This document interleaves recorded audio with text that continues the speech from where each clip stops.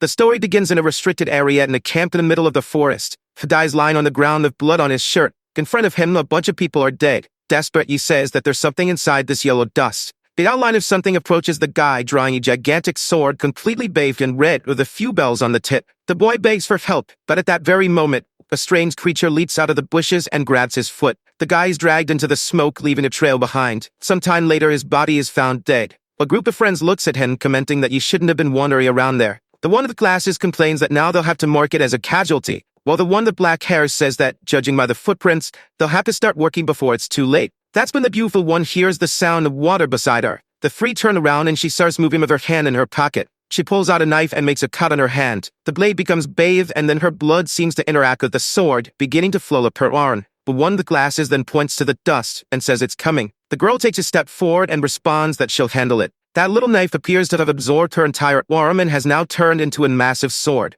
On her back, it shows that she's part of the Yellow Dust Task Force. The scene then shifts to a completely different place. In a building, the job interview for public service in the city of Seoul is taking place. A bunch of people are in the waiting room while numbers are called. In the bathroom, someone says they feel like they're about to die. He doesn't want to go in, he just wants to go home. His heart is about to explode. With his hand on his chest, heart racing, he says this is impossible. He goes to the sink, splashes water on his face, and tries to calm down, repeating to himself that yes, he can do it. He just needs to take a few more pills, and even though there are a lot, at least they work. Suddenly, he glances aside and a low bird lands on a branch. The tiny animal looks at him and the guy stares back intently. After a second of silence, the creature opens a big eye, asking what he's looking at and telling him he's screwed. However, the guy isn't even that shaken, just commenting that panic attacks really are a disaster. Meanwhile, on the way to the interview room, the news report shows that 4 guys who were camping went missing Europe province. Our protagonist keeps walking, telling himself that he can do it. His name is Maruf Han. He's 29 years old and the most average person possible. He's just an ordinary student from a regular school who graduated from a mediocre university and is struggling to find a job. This is the 5th year that our guy has been trying to become a public servant, and only now has he reached the interview stage. At that moment, a woman enters the room and calls his name. He immediately stands up excitedly, saying he's here, while repeating to himself that this time he'll definitely make it. The guy marches stiffly, telling himself it's going to be easy, but till he comes face to face with the big boss behind the laptop staring at him. The guy's fall is hard, and the interviewer asks why he wants to become a civil servant. He blurts out awkwardly, shouting that he wants to give back to the community and help society. Yeah, that's it. But in his head, he's thinking that what he actually wants is stability, a steady salary, a secure life, and not too many adventures. Then the interviewer asks what you would do if his superior did something wrong. Maru replies that honestly, you would point out what the person did wrong and try to find a solution, but would remain flexible and positive. He knows that if he says he wouldn't do anything, these guys won't approve him, so he's just lying, as if he'd actually get involved in other people's business. The guy then asks how he handles people. With a bright and confident smile, he says he's terrible at it. He can't communicate well, gets stressed easily, and was bullied at school because of his panic attacks and everything else. That's what he said, but in his head, he was going to say that he's super friendly, has great friends, and still keeps in touch with his classmates. The interviewer looks confused, and the fool realizes he said what he was supposed to think and thought what he was supposed to say. What an idiot. The guy just clears his throat and says they'll move on to the last question. A flash of light reflects off his glasses as he asks how Marva handled the most difficult moment of his life. Looking like a complete fool, Marva says that life has been pretty easy for him, and he hasn't really gone through much. But the guy insists, telling him to just mention any problem that comes to mind. Maru, all twisted up, says that nothing really comes to mind, except for that time he went to the mountains with his father. That's what he recalls in memory of himself near that yellow mist. His heart starts racing and he remembers the black creature with golden eyes staring at him. Now his breathing becomes shallow. The creature in front of him had countless eyes sprouting from its head, with a pile of bloody bodies on the ground while Maru was still just a child. Now frozen in the interview,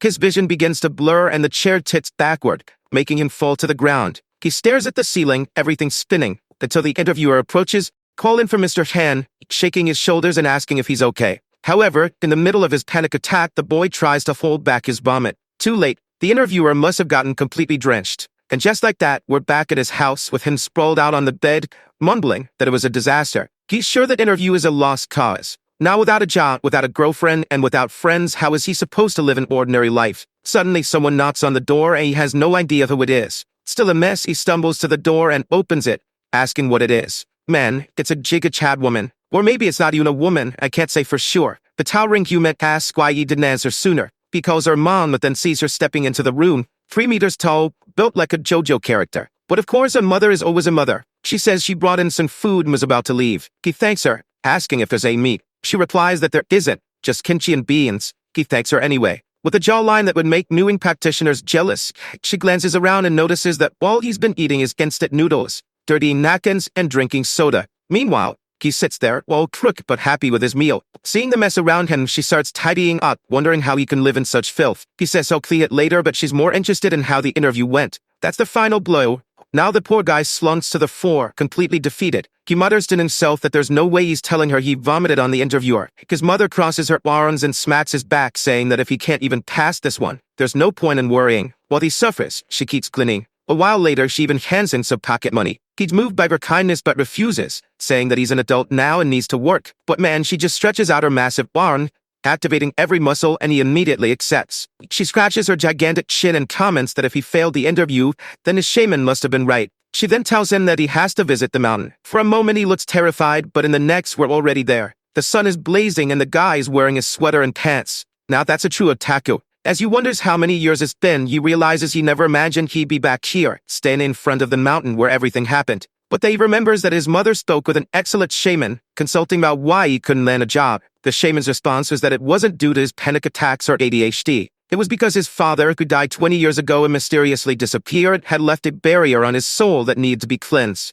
Until he did that, he wouldn't be able to move forward in life. To become a public servant, he had to make an offering on the mountain to appease his father's soul. But after walking so much, he has no idea when he'll finally reach his destination. Until after a while, he stands before a gate and says, "This is it." He opens it and pauses for a second, glancing to the side. At that moment, he seems to see an identical version of himself. Given his transparency, a guess is either a soul or a memory. The boy rushes to the house's entrance and slowly starts opening the door. Inside, a man stands with his back turned. Maru fully opens the door and just stands there staring. After a moment, he moves closer, tugs at his father's pant leg, and says he's hungry. But his father seems to have a strange expression and suddenly starts screaming. The boy flinches, and with that, the illusion vanishes. Then he feels a sharp pain in his chest and realizes that another panic attack is coming. He takes a deep breath and exhales. A bit calmer now, he reaches into his backpack, pulls out the liquor, then pours it into a cup. He tosses it around the house while telling his father that he hopes he's having fun wherever he is. He explains that he only came because his mother asked him to, asking his father to rest in peace. That's why he's there, to offer prayers to the spirits of the mountain. He recounts that after his father passed, his mother worked tirelessly so he could grow up and find a job. As he performs the prayer and offering, that yellow dust starts creeping in. Maru wonders if all this smoke is because there's a fire in the mountain. He starts running, reminding himself that safety comes first. But then he hears a strange voice echoing, repeating, "Safety first." He wonders if it was just an echo and looks back. Within the yellow mist, a figure emerges. "Man, you've seen this before, so why are you still standing there?" A bloated-bellied, burst-headed monster appears, repeating, "Safety first." Poor Maru has so many hallucinations that he assumes it's just another one. He wipes his eyes, expecting it to disappear. But whenever it is, it keeps approaching him. He knows something is wrong and that he'd better start running. But then something pierces through his stomach. Already on his knees, he wonders if this is how he's going to die. Spending his whole life studying, struggling to get a job, and never even getting to enjoy anything. On the other hand, at least if he dies, you won't have to worry about work or bills anymore. He smirks, saying that he knows no one will care. But then he remembers his Giga Chad mother. She always worked hard, supported him no matter what, and was happy just to see her son doing well. The courage of Giga Chad runs through his veins and he starts getting up, even with that thing still impaled in him, saying you won't die here. However, the creature catches a scent and looking all strange starts moving toward him, repeating the same words about safety first. The monster moves in to take a bite, and inside its mouth, an eye is visible. The creature latches onto Mura's waist, and he tries to push his torso away to avoid being bitten. However, the monster's mouth is huge, and it sinks its teeth into his shoulder. The poor guy screams in agony, thinking to himself that if this keeps up, he'll pass out. That's when he remembers his father telling him to eat. Well, if the monster can bite, so can he. He bites into the creature's neck, tearing off a chunk. Damn, this boy is brutal. The monster never expected the tables to turn like this, and now is writhing in pain, while the massive eye inside its mouth keeps staring in. From within its iris, a dark energy spreads, leaking out of its head. Mara's mind is suddenly flooded with visions of countless bodies being dragged away by these creatures, a kind of carnival where the monsters slaughter each other. Watching over all of it is a strange green eye, observing the battlefield from above. Marva tries to comprehend what he's seeing, who's speaking to him, and whether he might already be dead. His mouth is filled with a metallic taste, and he wonders if this is the taste of death. Someone calls his name. Once again, he wonders who it could be this time. Slowly, he opens his eyes, and a guide as left asks what he's doing in a restricted area. With his mouth still bloody, Maru is confused and quickly stands up in shock. He immediately looks around, wondering where that monster went or the creature that emerged from the yellow dust. The guy in the Hawaiian shirt wants to know what Morris saw and what he said. Maru explains that a yellow mist appeared beside him. He was attacked by a monster, and now he just woke up. He was sure he was going to die because his stomach had been pierced through. The people who found him exchanged glances and signaled to each other. The guy in the Hawaiian shirt comments that when the alarm went off about a demon, he thought it was a false alert, but apparently it wasn't. Moreover, it looks like this kid killed it. The girl responds that it's impossible. Sure, you can gain a demon's power through its blood, but you can't immediately use its abilities. The guy glances at Maru, calls his name, and asks if he knows what happened yesterday. Standing there in his torn shirt like some kind of fashion challenger, Maru wonders what he means by yesterday. Then he looks at his phone and nearly jumps. He's been unconscious for an entire day. Meanwhile, the dude comments that if he survived for this long, he definitely gained abilities. The girl says it's too soon to make any claim since he just woke up and won't understand the situation yet. The guy reassures her, saying not to worry, that everyone goes through this, then places his hands on Moru's shoulders, saying he arrived at the perfect time, he's going to have to participate. Maru has no idea what the guy means, but he's told to change his clothes first since his current ones are in tatters. A short time later, they're back at the port for the orientation for new employees in the special service. Now Maru is sitting there in his old shirt, completely lost. How did he suddenly end up at an orientation for government officials? Not to mention the atmosphere is anything but welcoming. Everyone looks strange with unsettling expressions. That's when someone in red clogs walks in. She tugs on her pants and Dan, another Jigachad woman. Seriously, is everyone here doing newing? She introduces herself as Yu Young, head of this place, and welcomes the new employees. Maru raises his hand and says that maybe he shouldn't be participating in this event, but she just tells him not to worry, that she just received his information, and he's been admitted. Congratulations, he's a new hire. The poor guy stands there, completely baffled by what this crazy woman is talking about. She continues with her script, saying that everyone here should already be familiar with the special employees of this place. Their job is to protect lives. First and foremost, they are not allowed to tell their family, relatives, or anyone close to them that they work here. If this information leaks, they will be punished for violating national security laws. Maru thinks to himself that this is an extremely serious statement. Yu-Yan then says that everyone here must have received new demon abilities this month. When a demon's blood enters your bloodstream, there's a small chance of gaining an ability. Right away, Maru realizes that this must have happened when you bit the monster's neck. She continues saying that their lucky demons currently only inhabit the mountains. The yellow dust is the first sign that a demon is about to appear. Its concentration ranges from 1 to 10. Obviously, the more dust, the stronger the creature. She then calls for Xianwu, who raises his hand. She remarks that since he received the ability from a level 7 creature, she's looking forward to seeing his potential. That handsome guy responds confidently, saying he'll do his best and she doesn't need to worry. Then Yudong shifts her attention to Maru. She mentions that you receive an ability from a level 1 demon and asks what it is. Still disoriented, he admits that he has no idea what his ability is yet. Immediately, some smug bastard nearby starts laughing. The guy deserves a bite on the neck. Or maybe not. Something tells me that would be peculiar. Better let it slide. Marva feels annoyed but decides to ignore it. After all, his priority is to get out of this place as soon as possible. Suddenly, a loud alarm blares in the room. Yudong says it's perfect timing. This is the warning that demon has appeared. The very next moment, they're climbing the mountain. She announces that it's time for the practical test.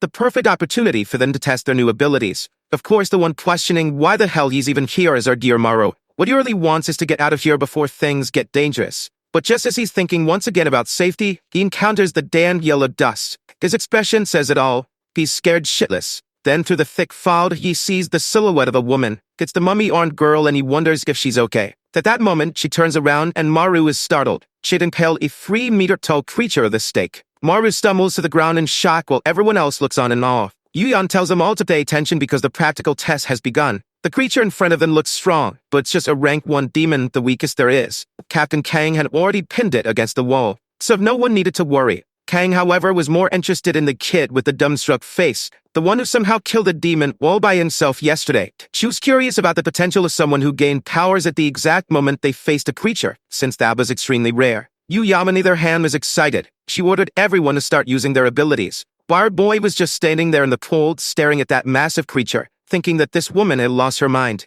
How was he supposed to fight something like that? The panic attack surged back, his chest tightened, and breathing became difficult. In the blink of an eye, he found himself standing on top of the Red River. A creature with black limbs approached. It seemed to be some kind of woman-dove hybrid, covered in shaggy hair. Ugly as hell. He was just standing there, suffering quietly, when the monster nearly placed its hand on his head. The creature grasped his entire skull, shifted to the side, and told him to eat. So the bastard's got a Naruto QB situation going on in his head. But on the outside, he was giving off serious Tokyo Ghoul vibes. Because while everyone else was tense, he was practically drooling, saying he wanted to eat. And not just a low drool, no, this was some high-quality illustrated saliva. Someone touched his shoulder, startling him. It was Shanwoo, asking if he was laughing out of sheer terror. Honest as ever, Mara responded that no, he was just starving. Man, I already want to punch this damn Shanwoo for thinking Maru is pathetic for being hungry at a time like this. Now that I know our boy is Tokyo Ghoul, maybe he really does deserve a bite. Maru calmed himself down, wondering what the hell that was and why he was so hungry. At the top of the mountain, Yu Young called for everyone's attention.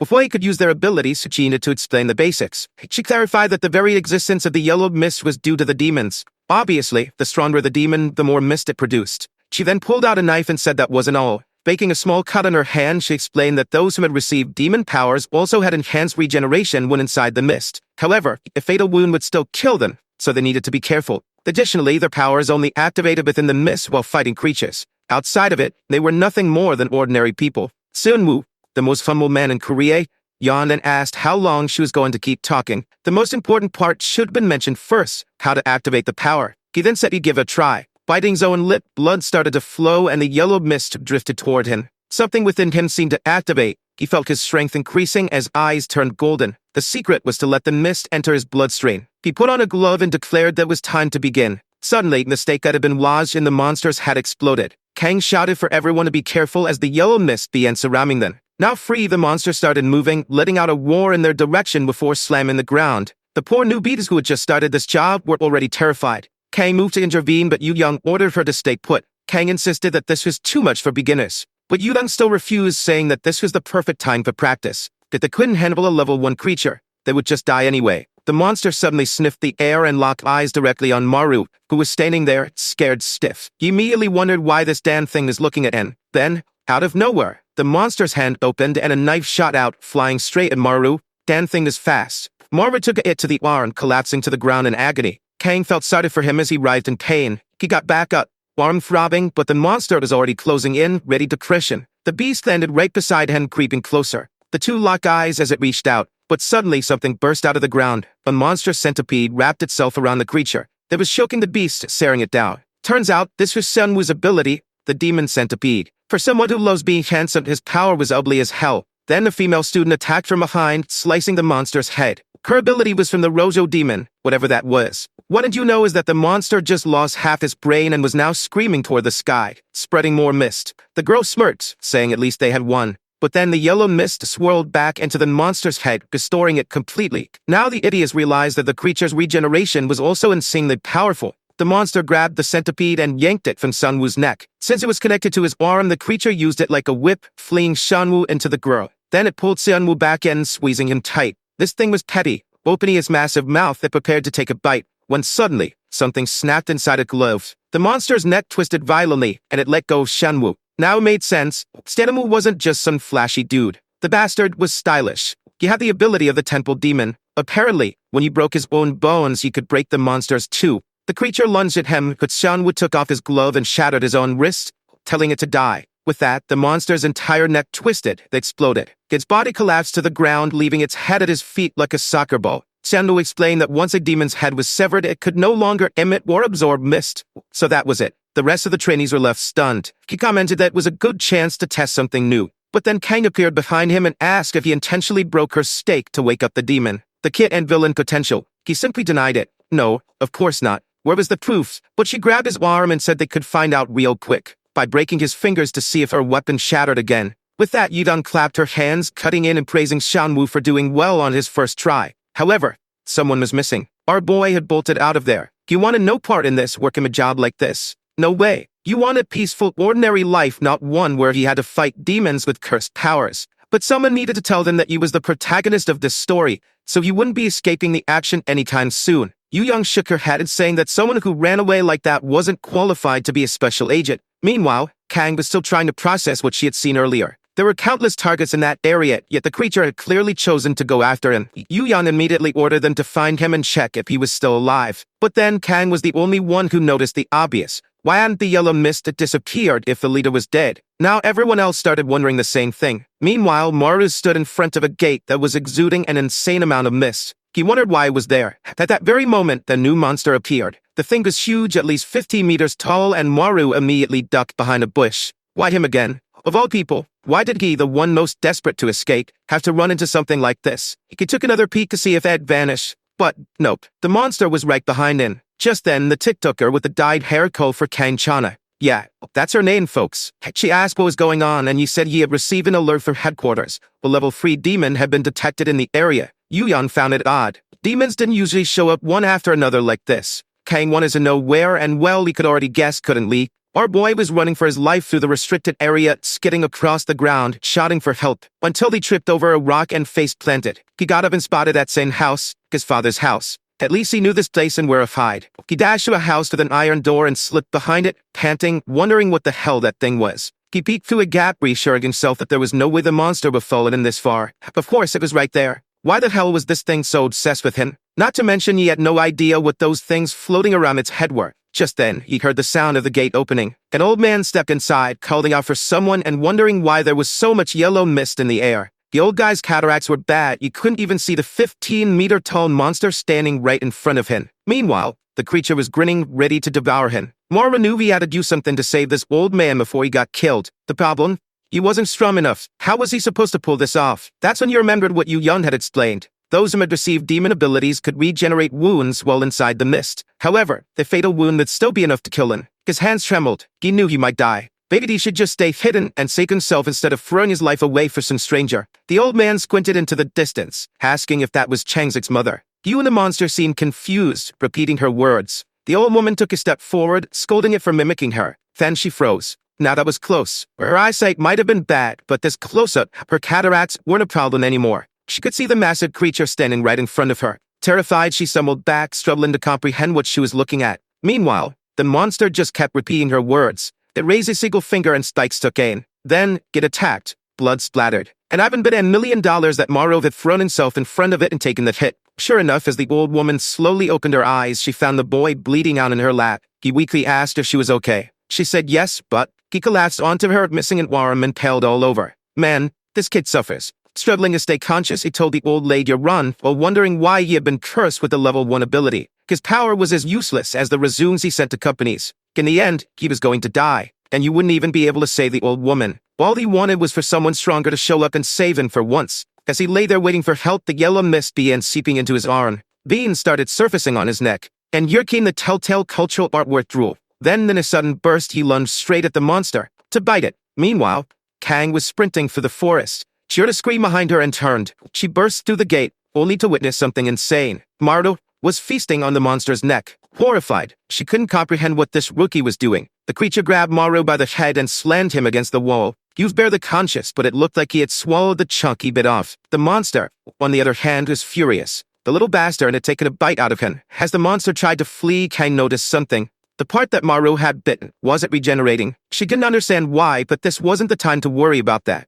She charged at the monster, leaping high and grabbing one of its crystals. With that, she activated her steel demon ability, transforming the crystal into a sword. The monster roared, curling spikes at her. She turned just in time, and reflected them all with the blade. The creature was forced to defend itself against his attack. But now, she was right in front of it, deadly, beautiful. With a precise vertical slash, the creature was split in half, and with that, it crumbled into dust. The battle was finally over. Blood rained over the scene, drenching the area in red. She approached the old woman, asking if she was okay. The woman seemed to have fainted. Moments later, she suddenly woke up, confused. Kang, not completely clean, probably because the blood had turned to dust, casually reassured her, saying that a wild boar had passed through. That was all. The old woman muttered that boars often passed by around here. Kang assured her not to worry. She would handle the problem. The woman thanked her for her hard work and returned phone. Kang's expression changed immediately. She turned toward Maru, determined to find out what this kid was. She'd never heard of someone with a level 1 ability regenerating an entire warren out of nowhere. In theory, his ability should have been weak. Cut to.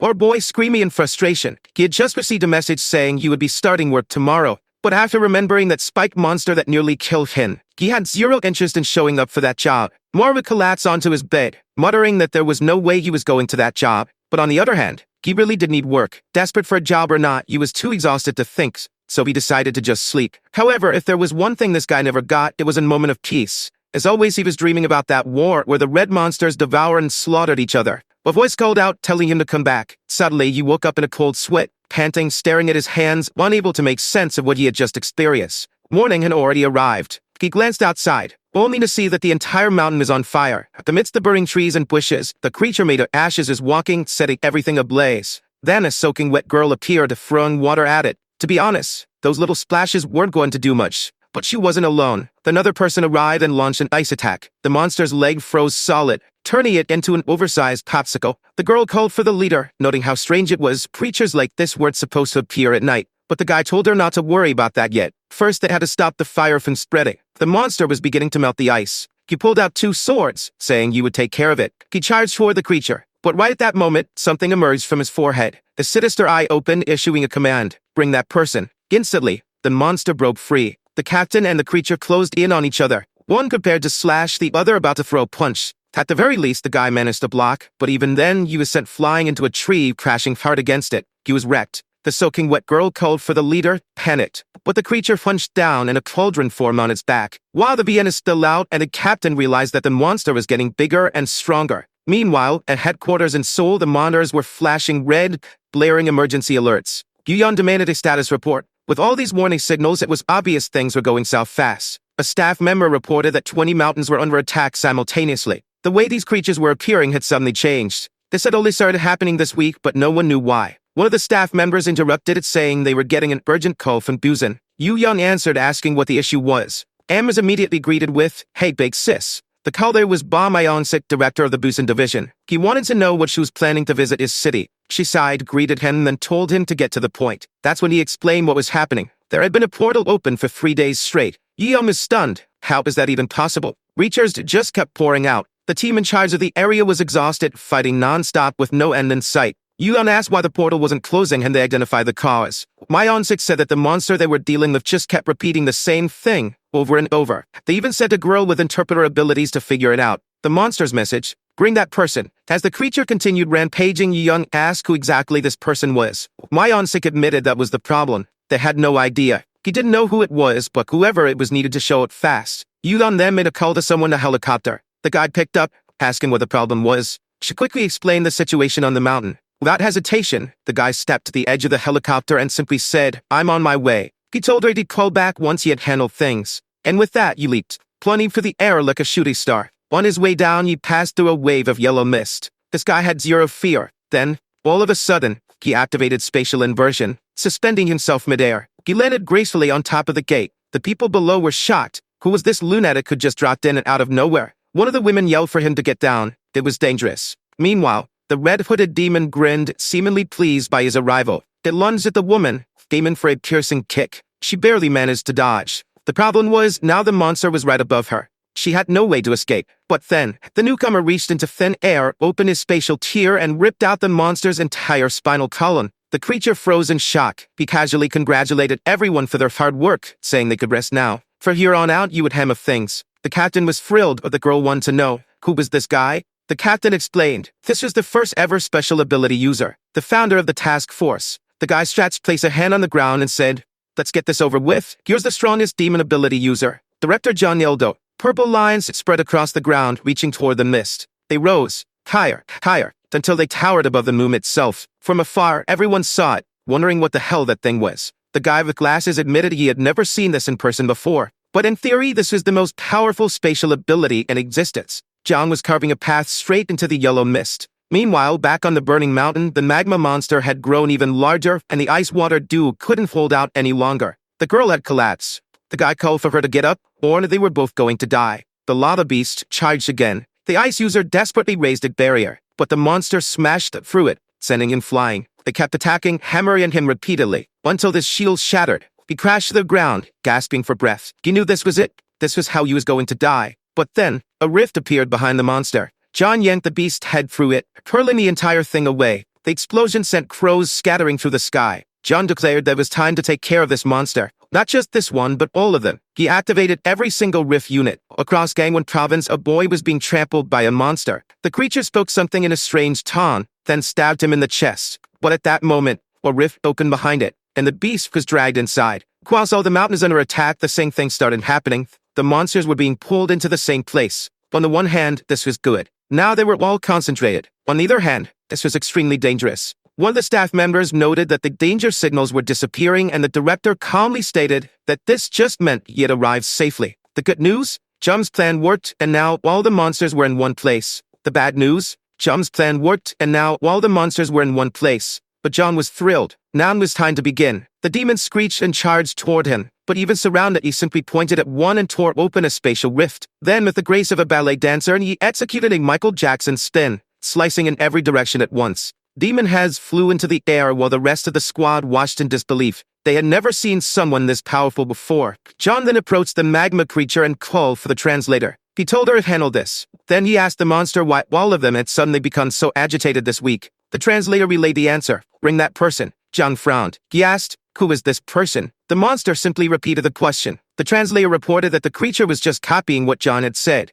Without hesitation, John slammed the monster into the ground. If that's the case, he said, then we'll just keep killing them until they stop coming. Now drenched in blood, he turned his attention to the gate. Once again, he placed his hand on the ground and opened a spatial void beneath it. The entire area was absorbed. Honestly, that was an efficient way to handle things. One of the squad members in the background sighed in relief, saying she felt safer knowing they had someone like John to rely on. In a single moment, he deactivated his power, and the gate was gone. The next day, back at headquarters, Yu Yun entered the office and immediately asked John what he had done with the portal. He casually explained that it was inside his black void and that he was exhausted from the effort. But the insufferable woman just told him he should handle everything as he always did. John groaned, saying that he had limits too. It wasn't like he could run the entire organization by himself. He turned on the TV, saying that he understood, but he had already gathered the information she asked for. The screen displayed photos of all the new recruits. Yu Yun wanted to know why he was so interested in them. He explained that he was trying to understand what the demons wanted. Not only that, he wanted to figure out why the demons wanted in. Amidst the endless pile of monstrous bodies, there was a single gigantic woman's corpse. That same green eye was watching, so repeating its message, bring him. Meanwhile, Mora's first day on the job, Moro arrived at work. His mother had cried when she found out he got a government job. He couldn't give her any details, but she was so happy that he simply couldn't refuse. The moment he arrived, he was immediately greeted by a Hawaiian shirt guy, who bluntly asked why the hell he came back. The guy shook his head, saying he didn't want a coward on his team. Maru only smelled the reek of alcohol. The actual boss greeted them, and Xianwu, still fuming, immediately said he didn't want to be here. He wanted to be transferred to the main city, but the leader just shrugged, saying he had no idea why a level 7 had been sent to this place either. Clearly, it was some kind of issue with him. Either way, both of them were welcome to Gangwa's team. Maru wondered what exactly he'd be doing here when there were demons to hunt. As soon as the leader opened the door, Maru saw everyone in the office killing zombies and dissecting creatures. But then, reality hit. There was just an ordinary office like any other. The guy in the Hawaiian shirt introduced himself as Go Diokman, the team leader. The girl with glasses was Yoon Ju-won, who had 7 years of experience. The plank guy, who had also been here for 7 years, was Kim Yi-bak. And the TikToker, we already knew him, Yoseok. He had 1 year of experience. Go Diokman told them to get along and to sit wherever. Maru, sweating, found his seat. He wondered if everyone had been this stressed on their first day. Nervous, he greeted his new co-workers, trying to make a good impression. But then, Sanwoo, sitting directly across from him, glared and told him to stop looking at him. Poor Maru was crushed. Sanwoo, meanwhile, was pissed that he had been sent to this isolated place. So Maru turned his attention to Yoseok, who was busy browsing designer brands online. He asked what exactly their job was. Yoseok casually pointed around, explaining that they were a special unit that dealt with the yellow dust. There were 13 divisions spread throughout Seoul, and those ranked level 7 or higher were assigned to special missions. As for their island, goes mostly for incompetent people, or for those who are just plain weird. Maru immediately related, that explained why he was here. But still, something about this place felt off. Yoseok added that some capable people volunteer for this job. At that moment, both of them turned their heads,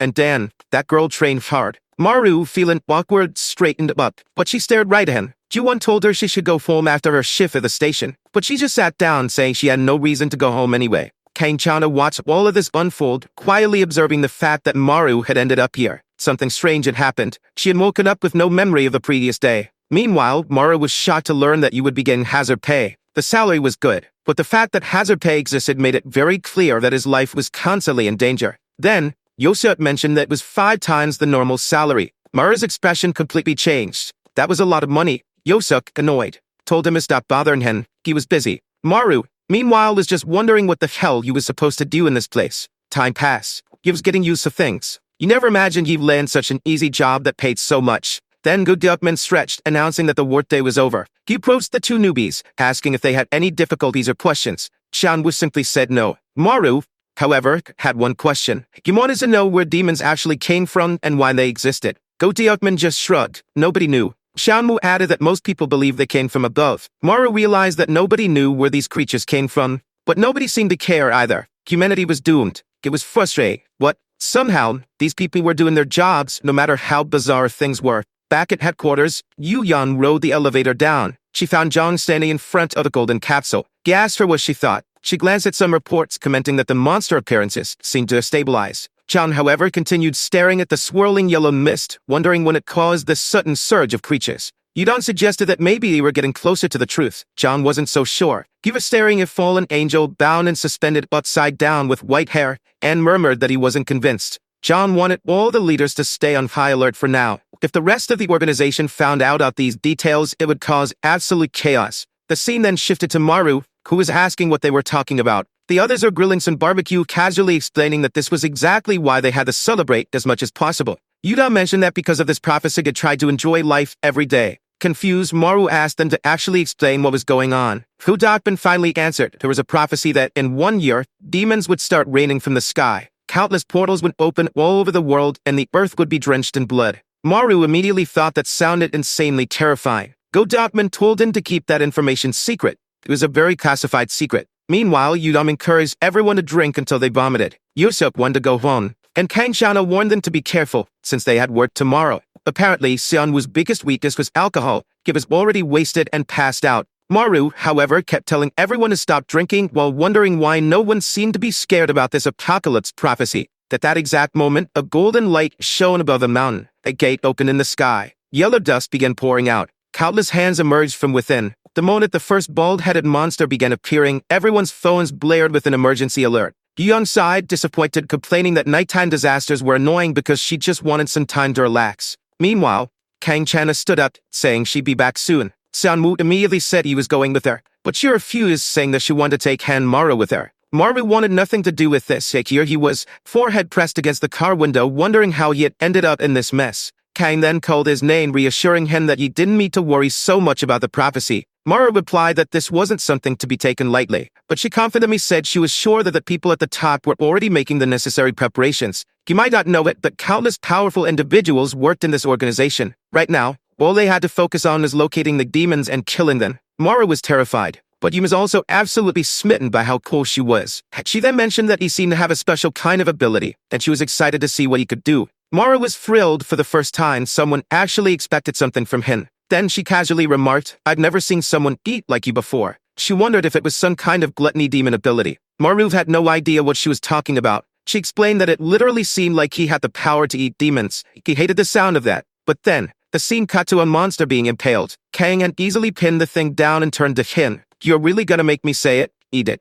B-May, she explained that his ability seemed to prevent regeneration, so she wanted to see it in action. It was time for him to take a bite. Maru hesitated, ripping the monster's tentacle. At this point, he figured he might as well do his job. The creature was disgusting, but he told himself to just think of it as eating octopus at a restaurant. He leaned in, teeth bared, but barely nibbled. Kang scolded him, telling him to actually put some effort into it. He needed to bite like he meant it. Maru sighed, said he understood, and reluctantly started chewing. The next day, back at the office, Maru was dying. His entire body ached. Xianwu immediately smirked and said he heard that Maru threw up yesterday. What an idiot. Maru didn't even care. He just asked Xianwu what exactly he expected from him. Xianwu scoffed. Someone like him should have never been sent here. They should assign someone actually useful. He should be grateful that Commander Kang had even the slightest interest in his ability. Then he walked off, flat out calling Maru useless trash. Maru was completely roasted. But to be fair, the guy had a point. He needed to wake up and start trying harder. That was when the alarm rang. Kang stood up, about to call his name. But Maru was in the bathroom, hands on his face, trying to figure out how he was going to get used to eating monsters. He had an ability, which was good, but his ability was to eat monsters, which was not good. As he walked down the hallway, he suddenly ran into Kang, and nearly had a heart attack. His soul practically left his body. She raised an eyebrow and asked if he had been hiding in the bathroom. Maru admitted that yes, he had heard the alarm, but he got food poisoning after biting that creature. Kang sighed, lowering her head. "So you're really not suited for this job," she muttered. She explained that he didn't have to work for the government just because he had a special power. There was another option. He could just sign a contract stating that he wouldn't talk about this to anyone. Then he could live his life under constant surveillance for the rest of his days. Maru was shocked. He thought the alternative would be a little easier than that. Kay added that this was better than dying on the battlefield. People with his level of mental fortitude usually didn't last very long. The way he was acting, he could easily be sent on a mission to save someone and end up letting them die because of a mistake. If you really couldn't do this, you needed to leave the job now. Kang leaned in real close and said, "We don't meet people who are useless." Dan, poor Maru, you got roasted everywhere you went. Meanwhile, at the office, Kang figured that Maru had probably given up. You'd think this was the start of his motivation arc. But no, he was standing on a bridge, actually happy for once. Maybe he really wasn't cut out for this. Maybe living under surveillance was better than dying in battle. Poor guy had no idea he was the protagonist of this story, meaning escape was impossible. Right at that moment his phone rang. It was his mother. He picked up, already thinking about how he didn't want to keep fighting monsters. He answered with a, "Hey, what are you up to?" She told him she was on a hiking trip to Enwang Mountain. Maru froze. They put a hand over his face and groaned. Had me already told her to stop climbing mountains. But then, the call quality suddenly worsened. His mother paused, confused, asking why there was so much yellow dust in the air. Instantly, his heart dropped. The call cut off. Oh hell no. Now the motivation arc was kicking in. Enwang Mountain, the security team. The security team was already on site, preparing to deal with a demon. The guards stood frozen, unsure of what to do. One of them glanced up. Ken saw a creature perched in a tree, gnawing on a human arm. A crystal gleamed on its forehead. It smiled at them. Meanwhile, Maru was sprinting toward the mountain. Seconds later, everyone on the security team was already dead. The level 5 demon was devouring the new recruits, and no one is left to stop it. But then, a heavyset woman, the regional leader, arrived. She activated her duplication ability and told the survivors to call for backup while she stole the monster. One of them ran to use the landline. Since phones didn't work in this area, it was their only option. Back at headquarters, Yu Yang received the emergency request and immediately started coordinating the response. She explained that civilians were in immediate danger. If that level 5 demon made it down to the city, it would be a massacre. They were running out of time. Everyone needed to move now. Meanwhile, Maru arrives. But guess who was already there? Maru. He jumped out of a taxi, sprinting full speed toward the entrance. He reached the hiking tour group and frantically looked around for his mother. Not seeing her, he asked one of the guides to let him through. His mother was inside. The guide refused, saying it was too dangerous. There were wild animals in the area. Wild animals, my ass. Maru knew the truth. There wasn't animals, it was demons. While the guards were busy securing the main entrance, he was already climbing the mountain from the other side. It was the fastest road up. As he climbed, he prayed that his mother was safe. Deep in the mist, amidst the thick yellow mist, someone was struggling with a twisted ankle. There was Jika Chadmon. She casually bent down, told the injured woman to climb on her back, and carried her. Then, she paused, noticing something moving in the fog. "What is that?" she muttered. A hand reached for her. Them own. Maru arrived, panicked. His mother turned in shock. "How the hell did you find me?" He explained that he had seen her social media post. She wanted to ask about his new government job, but he brushed it off. Not important right now. The other woman smiled, saying, "Oh, so this is the son you were talking about? I'm so happy for you. A government job is a big deal." Mara's mother beamed. "Yes, now all I have to do is find him a wife, but he's not very popular with girls." Mara sighed. "Can we focus here? We need to leave. Now." Then, he felt something. The demon was right above him. He looked up and locked eyes with it. Instantly, his panic attack hit. His breathing staggered. He couldn't move. Every time he saw a demon, this happened. How the hell was he supposed to protect his mother like this? The attack. From below, the injured woman noticed something was wrong. "Hey, that boy looks weird." Marva's mother suddenly screamed his name. The demon turned and allied at her. She reached out for her son, just as the demon lunged to grab her. Marvin dove forward, but tripped, tumbling down the slope like an idiot. Too late. The demon is about to bite down on his mother. Marva screamed. But then, a surprise attack. The demon collapsed, its back bleeding. Maru, confused, stared at the creature. Where did those knives in its back come from? His mother freaked out. What the hell is that? Then she noticed something on her son's head. Maru looked up and realized the knives were his. Oh shit, he had absorbed the power of a demon he had eaten. He suddenly remembered. One of the creatures he fought had this exact ability. Then he felt something weird in his back, and another knife formed. Holy shit, he could control it.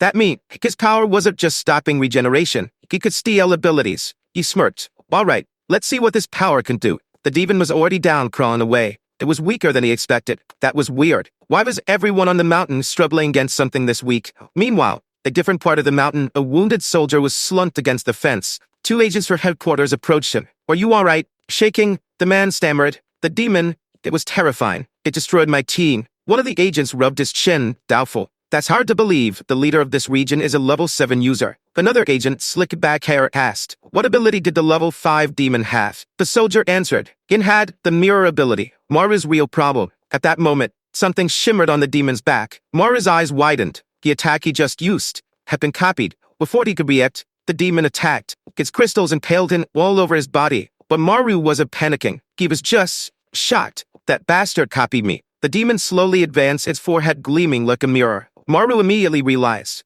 this is a reflection-based ability. The monster mimicked his movements. If he attacked, it would strike back the exact same way. Then behind him, his mother cried out in pain. He turned. Her knee was bleeding. She was worried about his injuries, but he only cared about her ability to heal. He lifted his shirt to show his wounds. Don't worry, I'm fine. His abs were chiseled. Giga Chad DNA activated. Now he knew. If he wanted to protect his mother, he had to kill this thing. He turned to her. Hide. I'll take care of this. His mother looked scared, but he turned around and spoke firmly. He was a public servant who protected civilians. He would take care of this in a second, and be right back. He launched himself at the monster, grabbed it by the waist, and hurled it off the mountaintop, taking it down with him. His mother screamed as crows scattered into the sky. Maru managed to land on a higher ledge while the creature tumbled down below. He got up, body aching, regenerating little by little. For now, his priority was to keep the demon as far from his mother as possible. If he bought enough time, the mountain team would arrive to handle the situation and everything would turn out fine. But the two agents who had just arrived for headquarters ran into something much worse. It wasn't just a single level 5 creature. There were many invading. A horde of monsters stood there staring while one of the agents looked around, trying to understand why they all looked so similar. The bald agent muttered that the mountain leader had a duplication ability, meaning she had been copied. He knew he had to destroy the original body. The problem is figuring out which one it was. The other agent, completely unfazed, just grinned and said it didn't matter. He just needed to kill all of them. He lunged forward and punched the ground, creating a shockwave that sent the creatures flying. The bald agent sighed, thinking his partner was truly an idiot. But you were sure of one thing, based on how the clones were fighting, the original wasn't here. There was obviously the one absorbing yellow dust, just below Maru. Maru realized that this damn thing was regenerating as fast as he was. The problem was, he was starting to get exhausted from having to heal constantly. Then a voice spoke. What's wrong, Maru? His stomach dropped. The demon had copied his mother's voice. Maru snapped. Don't do that. He yelled and threw knives at it. But his aim was terrible. He muttered that controlling someone else's ability wasn't as easy as it seemed. Meanwhile, the creature calmly formed a crystal and launched it straight into his shoulder. That just pissed him off even more. This time, he unleashed an entire barrage of knives. One direct hit to the monster's shoulder. Maru cheered. But then, the creature grunted, shook his body,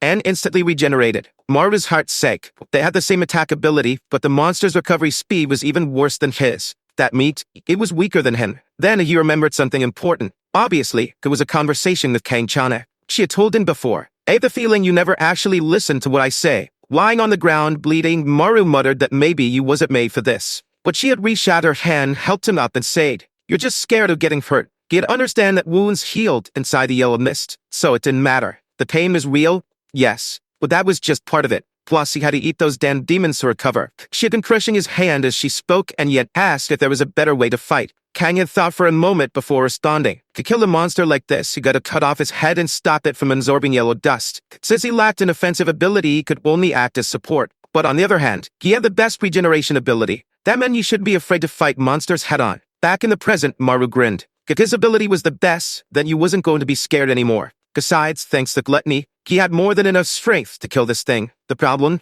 He still couldn't aim properly. Landing a precise hit on the neck would be difficult. Meanwhile, the monster kept mocking him in his mother's voice. What's wrong, Maru? At that moment, Maru made a decision. If he couldn't aim, then there was only one solution. He threw another crystal at the demon. It dodged. But when it looked up again, Maru was already midair, charging toward it. The creature had no time to react. It could unleash yellow mist, trying to block him. What? It bit down on his knife, stopping the attack. Then it grabbed him by the throat. The monster got close to his face and asked, why do you fight like this? It pressed against a rock, then flung them both to the mountaintop, slamming him into the ground. Maru couldn't breathe. He couldn't activate gluttony, but you have it bite this thing. The problem? The demon wasn't close enough. Then, it bit his neck first. Maru couldn't bite back, so he ripped a knife for his back and stabbed the creature's side. Blood poured from his wound. He tried to stop the bleeding, but the monster just stared at him. Then, dizziness hit him. His vision blurred. His wound wasn't healing. Had the monkey copied his ability to block regeneration? Looking at the pool of blood, he had no idea how much time he had left.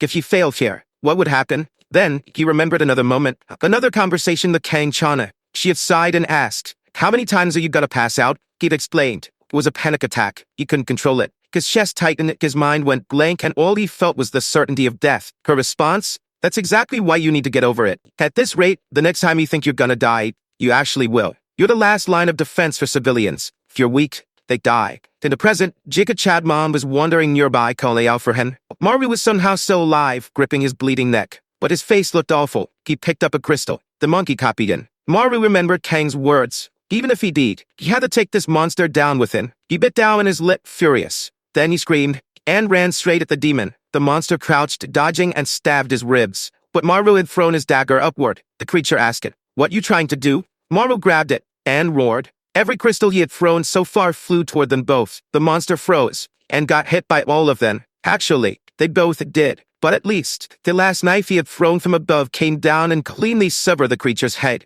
Its limbs detached, its body collapsed. Maru, shaking, stumbled backward and fell. At headquarters, the agents saw the monster disintegrate and wondered if they had killed the original. The bald one said no, someone had killed it elsewhere. Back on the mountain, Maru's wounds slowly healed, but this time you really thought he had almost died. Then he got up intending to find his mother. But his father's voice whispered behind him, "Eat." His father pointed at the monster's remains. "Go back and eat it." Maru finally understood. That crazy old man had known all along. The monster had a rare and powerful ability. If he ate it, he might gain another power. And you remembered Go-Dutma's prophecy. In 1 year, creatures would rain from the sky. Motivated by the desire to become strong enough to protect his mother, he approached the demon and grabbed its arm. With that, he began his daily meal. Now fully confident and looking sharp, he declared that from this day forward, he would eat any strong demon he encountered. The guy even licked his lips. Sometime later, his mother woke up in the hospital, asking if she had really passed out on the mountain. But she didn't seem too concerned, just saying that she didn't really remember much.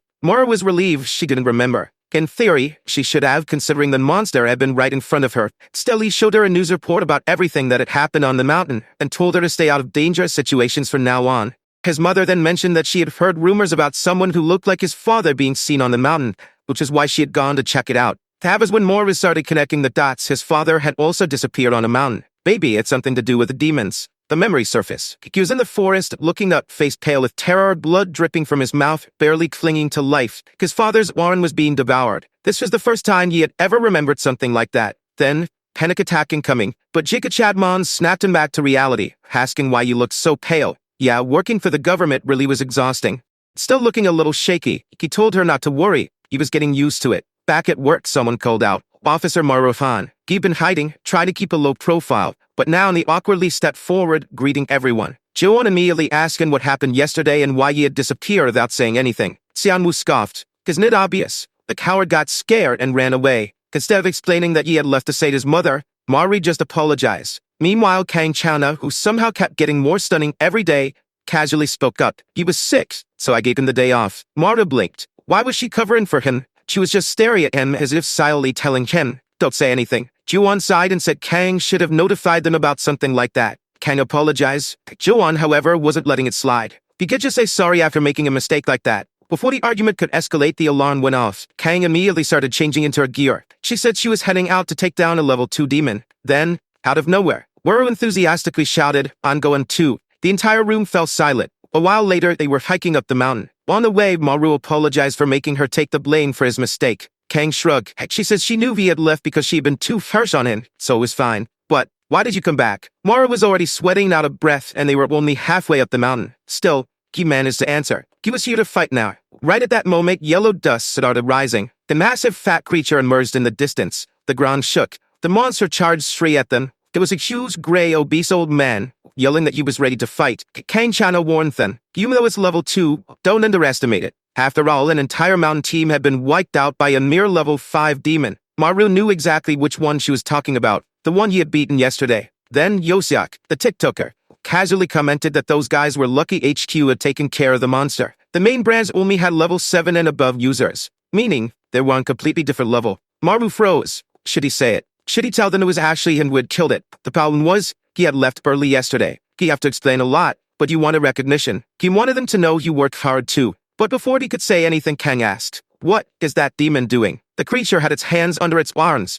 scratching his armpits. Someone yelled for them to step back. Mara suddenly stepped forward and said, "No need, I'll handle this." Kang looked genuinely surprised. "Since when does a level 1 user think they can take on a level 2? Mara pointed at himself. "That level 1 user is me." He faced the demon, then slicked back his hair. Time to show how much he had evolved since killing the monster on the mountain. He mimicked the monster's movements, scratching his armpits. "I'm not a useless member of this team anymore." A horrific stench filled the air. The moment the monster sniffed, it screamed and ran away. "That's supposed to be my ability." Even Maru was disgusted by what he had done. Still, he rushed in for a fistfight. "I'm not losing to trash like this." He landed punches right in its stomach, making it stumble. Yosuk, meanwhile, covered his nose, saying this wasn't a fight. It was chemical warfare. Kane-chana was dizzy, barely standing. How could a level 7 be affected this badly? Naru kept flailing his arms, locked in a high-intensity slap battle with the monster. The creature wailed, realizing his own ability was working against it. Did vomit, collapsed, and passed out. Maru turned to the others, smiling. I won, right? They could not look impressed. Later, they all washed up in the river. Kane-chana, sitting nearby, kept watching Maru. Then she asked, so you really can absorb demon abilities through gluttony? Maru nodded, explaining that the last demon ye ate had the ability to reflect attacks. Yusuf mocked him. Oh, so that's what your whole dramatic speech is for. All that build-up for that? Maru felt a little embarrassed, but Kane just shrugged. It doesn't matter. You did well. You're improving. Maru blushed, until she ruined the moment by adding, but honestly, you're still disgusting for having to eat those things. Humiliating. They left soon after, saying they needed to check for more demons. Maru sat there, wondering, why did I have to get stuck with that monster? Why can't I ever look cool? Then someone appeared behind him. Are you Maru-han? Maru froze, covering his face. Who are you? It was Jean. You only had one question. Did you kill the level 5 demon on the mountain? Considering Maru was supposed to be a level 1 user, this was extremely strange. Maru, feeling awkward, answered yes. Jean smiled. I knew to take you to HQ in Seoul. Maru blinked. Wait, was this a promotion? John simply asked. You know what issue is, right? Maru nodded. As far as he knew, it was where the elite worked. So why was he being taken there? John, so smiling like a K-drama protagonist, said, because I recognize talent when I see it. Petition for the artist to spend less time drawing this guy and use that extra time on the ones you really care about. Back at headquarters, Yu Young was questioning the director about why he had delayed the meeting. He explained that a new recruit had caught his attention. She immediately asked if he was talking about his son, the kid named Shanwoo. Whoa, so that's why I hated that bastard the moment I saw him. He's a nepotism hire. The director explained that the kid hadn't spoken to him since the divorce, but the person you was interested in wasn't him. It was another new recruit. Yu Young raised an eyebrow. You think the sudden appearance of high-level demons might be related to this recruit? He nodded. I have a feeling. Keep an eye on Gangway Island. The scene shifted to another portal of yellow dust. Inside what looked like a house, a small, twisted creature crouched in the shadows. Something that looked like a sickly, mutated gremlin. Back at the police station, Maru was grinning like an idiot, absolutely thrilled that he had been invited to work at headquarters. This was huge. Then reality hit in. But they were calling him there, that meant it was even more dangerous than here. He had to remember, safety first. Right now, you was in a beautifully peaceful workplace. Still, it felt damn good to be recognized by someone at the top of the top. Right then, Sanwoo was staring at him from across the room. Why have you been walking around with that stupid smile all day? It was obvious how much this arrogant asshole hated seeing a level 1 weakling enjoying an easy life in this office. But for once, War fought back. You're the incompetent one. You want to work at HQ, but you're not there, so you don't have the right to say anything. Sanwoo's face darkened. He stood up, fuming. Say that again. Like how he was gonna sit there and take moral lectures from someone who has the ability of stinky armpits. Maru froze. Where the hell leaked that information? He glanced around. Right as Yosef started typing away at his computer, pretending to be busy. Maru immediately knew. It was that bastard. Feeling the rage of 1,000 suns, he lunged. Yosok instantly ran for his life. Meanwhile, Go Deokman was laughing his ass off and Juwon told everyone to stop bullying Maru. Maru sighed, relieved. Juwon, you really are a good person. Then she clapped her hands and said, at least you're not hiding in the bathroom anymore. Now you just stink a little. That's progress. Maru felt his soul leave his body. The embarrassment never ended. To make things worse, he hated how Kang was just indifferent to everything. Even after he helped her that day, he was still seen as useless here. He looked down at John's contact information. John had told him to send a message when he made a decision. Then Kang stood up and announced that a level 2 creature had appeared. Right then Sanwoo grabbed her arm and said, I'm going this time. He was bored out of his mind in this office and felt like he was going to explode if he stayed any longer. Then he turned to Maru. You're coming too. We need to work on team bonding. On the way to the mountain, the two of them were sweating under the brutal sun as they climbed. But when it came to hunting monsters, Sanwoo was more excited than we were when we first saw Kang-chana. Maru, on the other hand, didn't want to spend another second next to the psychopath. He wanted to finish this job and go home. Then Sanwoo stopped and said, this won't be as easy as you think. Maru followed his gaze. The entire house of Het was covered in yellow dust. Maru figured there must be more than one person inside. But Sanwoo ignored and walked ahead and told him to hurry up. The gate creaked open. Maru hesitated, staying at the edge.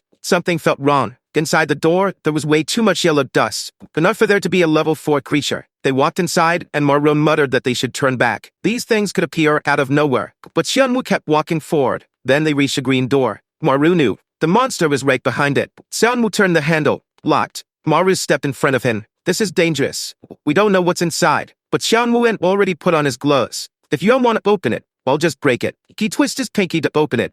Our boy gets startled, but nothing happens. He's confused while Marwa tells him to stop acting all confident when he can't even open a lock. Shanwoo then goes to take a look for the keyhole. Sitting at the back of the room, you can see the scrawny little devil. The protagonist pushed him aside, saying you want to take a look too. Staying in the corner, and he said the thing looked weak. However, the guy warned that judging by the amount of dust, this creature was at least level 7 or higher. Frightened, our boy wants to know why something that strong is on this island. Sanwoo replies that he has no idea, but now he understands why his heart is racing. For a long time, he's been eager to fight a truly strong monster. Our boy already took off running, saying that Lunatic was going to put both their lives at risk, so it's better to call headquarters right away. However, when he turned the lock, it was an opening. He starts slamming his shoulder against it, wanting to know why they can't leave the way they came in. That's when he realizes that, obviously, it must be the work of the demon hiding in the room. Meanwhile, Sanwoo is kicking and punching, trying to force the door open, shouting at the Dan recluse to come out so they can fight. Maru, on the other hand, doesn't want to spend even a second against that demon, much less against that psychopath, especially knowing he's a Hikikomori level 7 demon. The black hat was just standing there, then suddenly started repeating something about being lonely.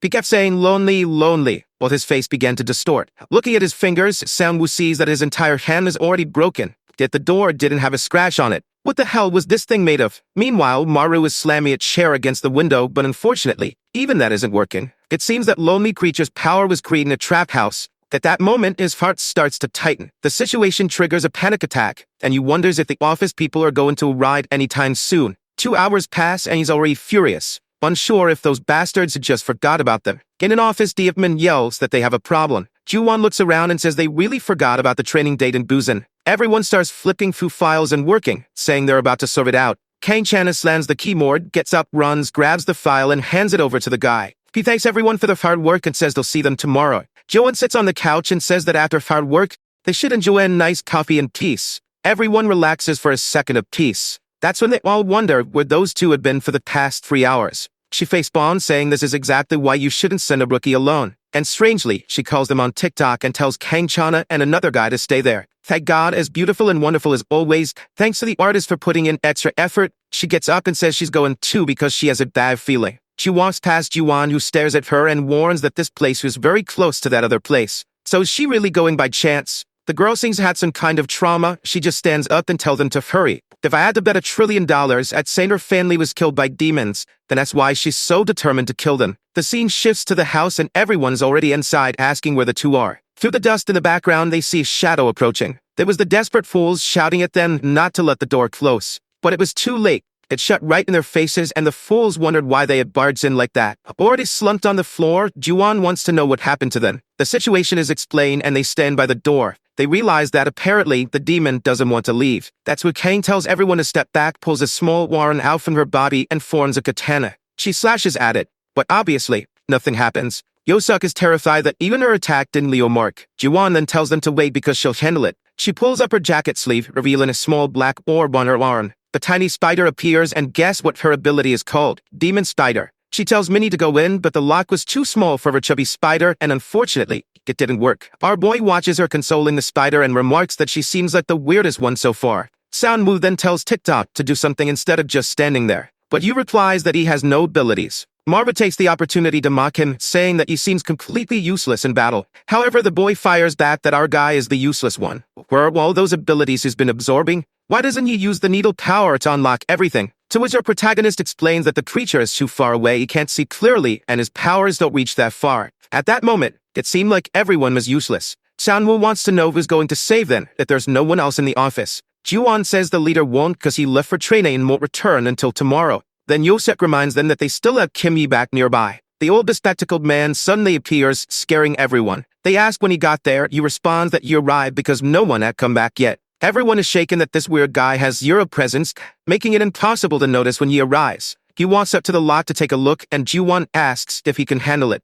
Suddenly, he lies down on the floor and starts taking a nap. Morta thinks to himself that either this guy is extremely calm or has some bizarre ability. Juwon explains that she has no idea when his ability is because she's never seen him use it. The poor ones are devastated. Everyone who came to save them so far was useless. Juwon claps her hands and tells them to focus and find a way out together. But Sehun just reminds her that they've already tried everything, so there's no way out. She asks if he's prepared to die without doing anything. TikTok suggests waiting for the leader while our boy bites his nails in fear. In the background, he wonders why Kang was just standing there doing nothing. Something about that was weird. Yosok, however, wants to understand why the demon isn't moving or trying anything against them. That's when, out of nowhere, the tremor shakes everyone. Kang immediately takes off running, saying it came from the main room. She opens the door, takes a look, and it seems like the whole room is moving. The walls and ceiling were coming down, and the house seemed to be shrinking. That's where Sunwoo states that now, the purpose of that lonely Hakisha is obvious. It will keep shrinking and shrinking the space until the house is reduced to just its room. Marva realizes that, given they can't destroy the walls, they're going to be crushed to death. No one has any idea what to do, and our boy desperately needs a solution. Then we see a flashback to 4 years ago, with 2 women gathering plants. The younger Kang arrives, greeting them with a cheerful hi,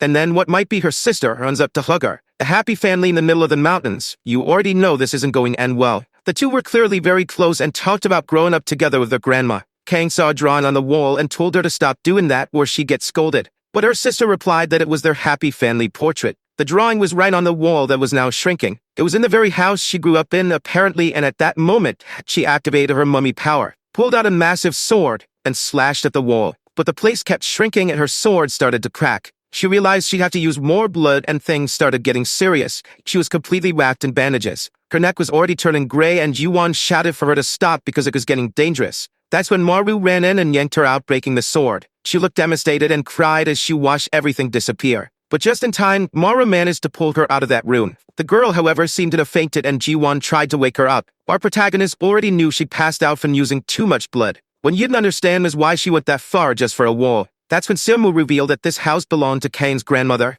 and she lost both her grandma and younger brother while living here. She barely survived alone, and that's where she gained her abilities. Maru now understood why she acted that way and seemed so scared. Yosok says that at least for now, the house has stopped shrinking. They would have to find a way out soon before they ran out of rooms. Seeing the small piece that Kang tore from the wall, Ji-won throws out the saying, "Soft water on hard stone keeps hitting until rage." Sometime later, the sounds of attacks echo through the forest. There was Sunwoo, who managed to carve out a tiny hole with his knife and 1,000,000,000 strikes. Everyone had already used up all their energy and couldn't do anything anymore. A knife falls on Amara's lap and Sunwoo says it's his turn now. He gets up, his arms still in bad shape, dying of thirst. But just as he's about to start, Kang snatches the knife from his hand and says she'll do it. He asks her to rest a little longer, but she insists she's fine. She goes to the wall and starts scraping. Our boy comments that he heard this was her grandmother's house. He found it strange that such an abandoned place was so clean, so she must have been taking care of it. She says it's because she's been waiting for the day the demon that killed her family would return. Maru doesn't understand how she knows the creature will come back one day. She explains that the demon from that time was completely different.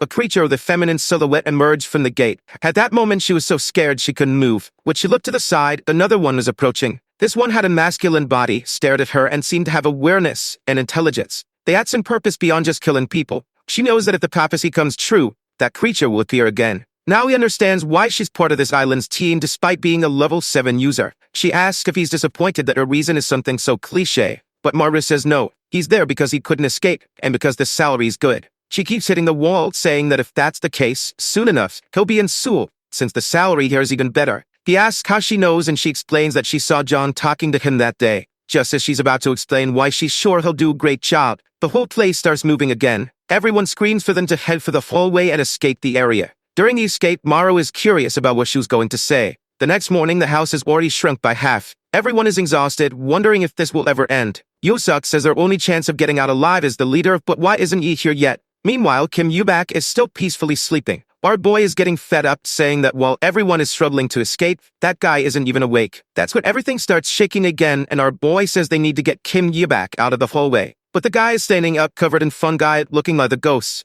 Everyone asks what's going on with him, and Yu replies that he thinks now is the perfect time. Suddenly, the door opens and the creature dashes out, desperate and covered in fungus. Everyone shakes Kim Yubak, demanding to know what he did. He explains that he has the mold fungus demon, but it takes a long time to spread. Everyone starts clapping and praising him, saying he did an amazing job and that he's incredible, while he just looks embarrassed. But Xianwu and Kang remind them to stay focused, because they haven't won yet. The demon stood in front of them crying until something appeared from his back. A whole bunch of creatures emerged, staring at them. Turns out the lonely one wasn't so lonely after all. That's what Maru thought as they all leaped to attack. The strange red thread was extending from its back. Kang ordered Yozak to hide everyone. He then activated his zero presence ability, which is almost like invisibility. Kang kept moving forward, slicing through the demons. The problem was that the hallway was too narrow, and her sword kept getting stuck in the walls. As soon as that happened, the creatures started crawling along her blade. Just when she thought she was about to get attacked, our boy went straight for a bite to the neck. As he was being devoured though, he stretched his hand upward and clenched it. The ceiling started to lower and TikToker shouted that they were all going to die. But our boy now said no.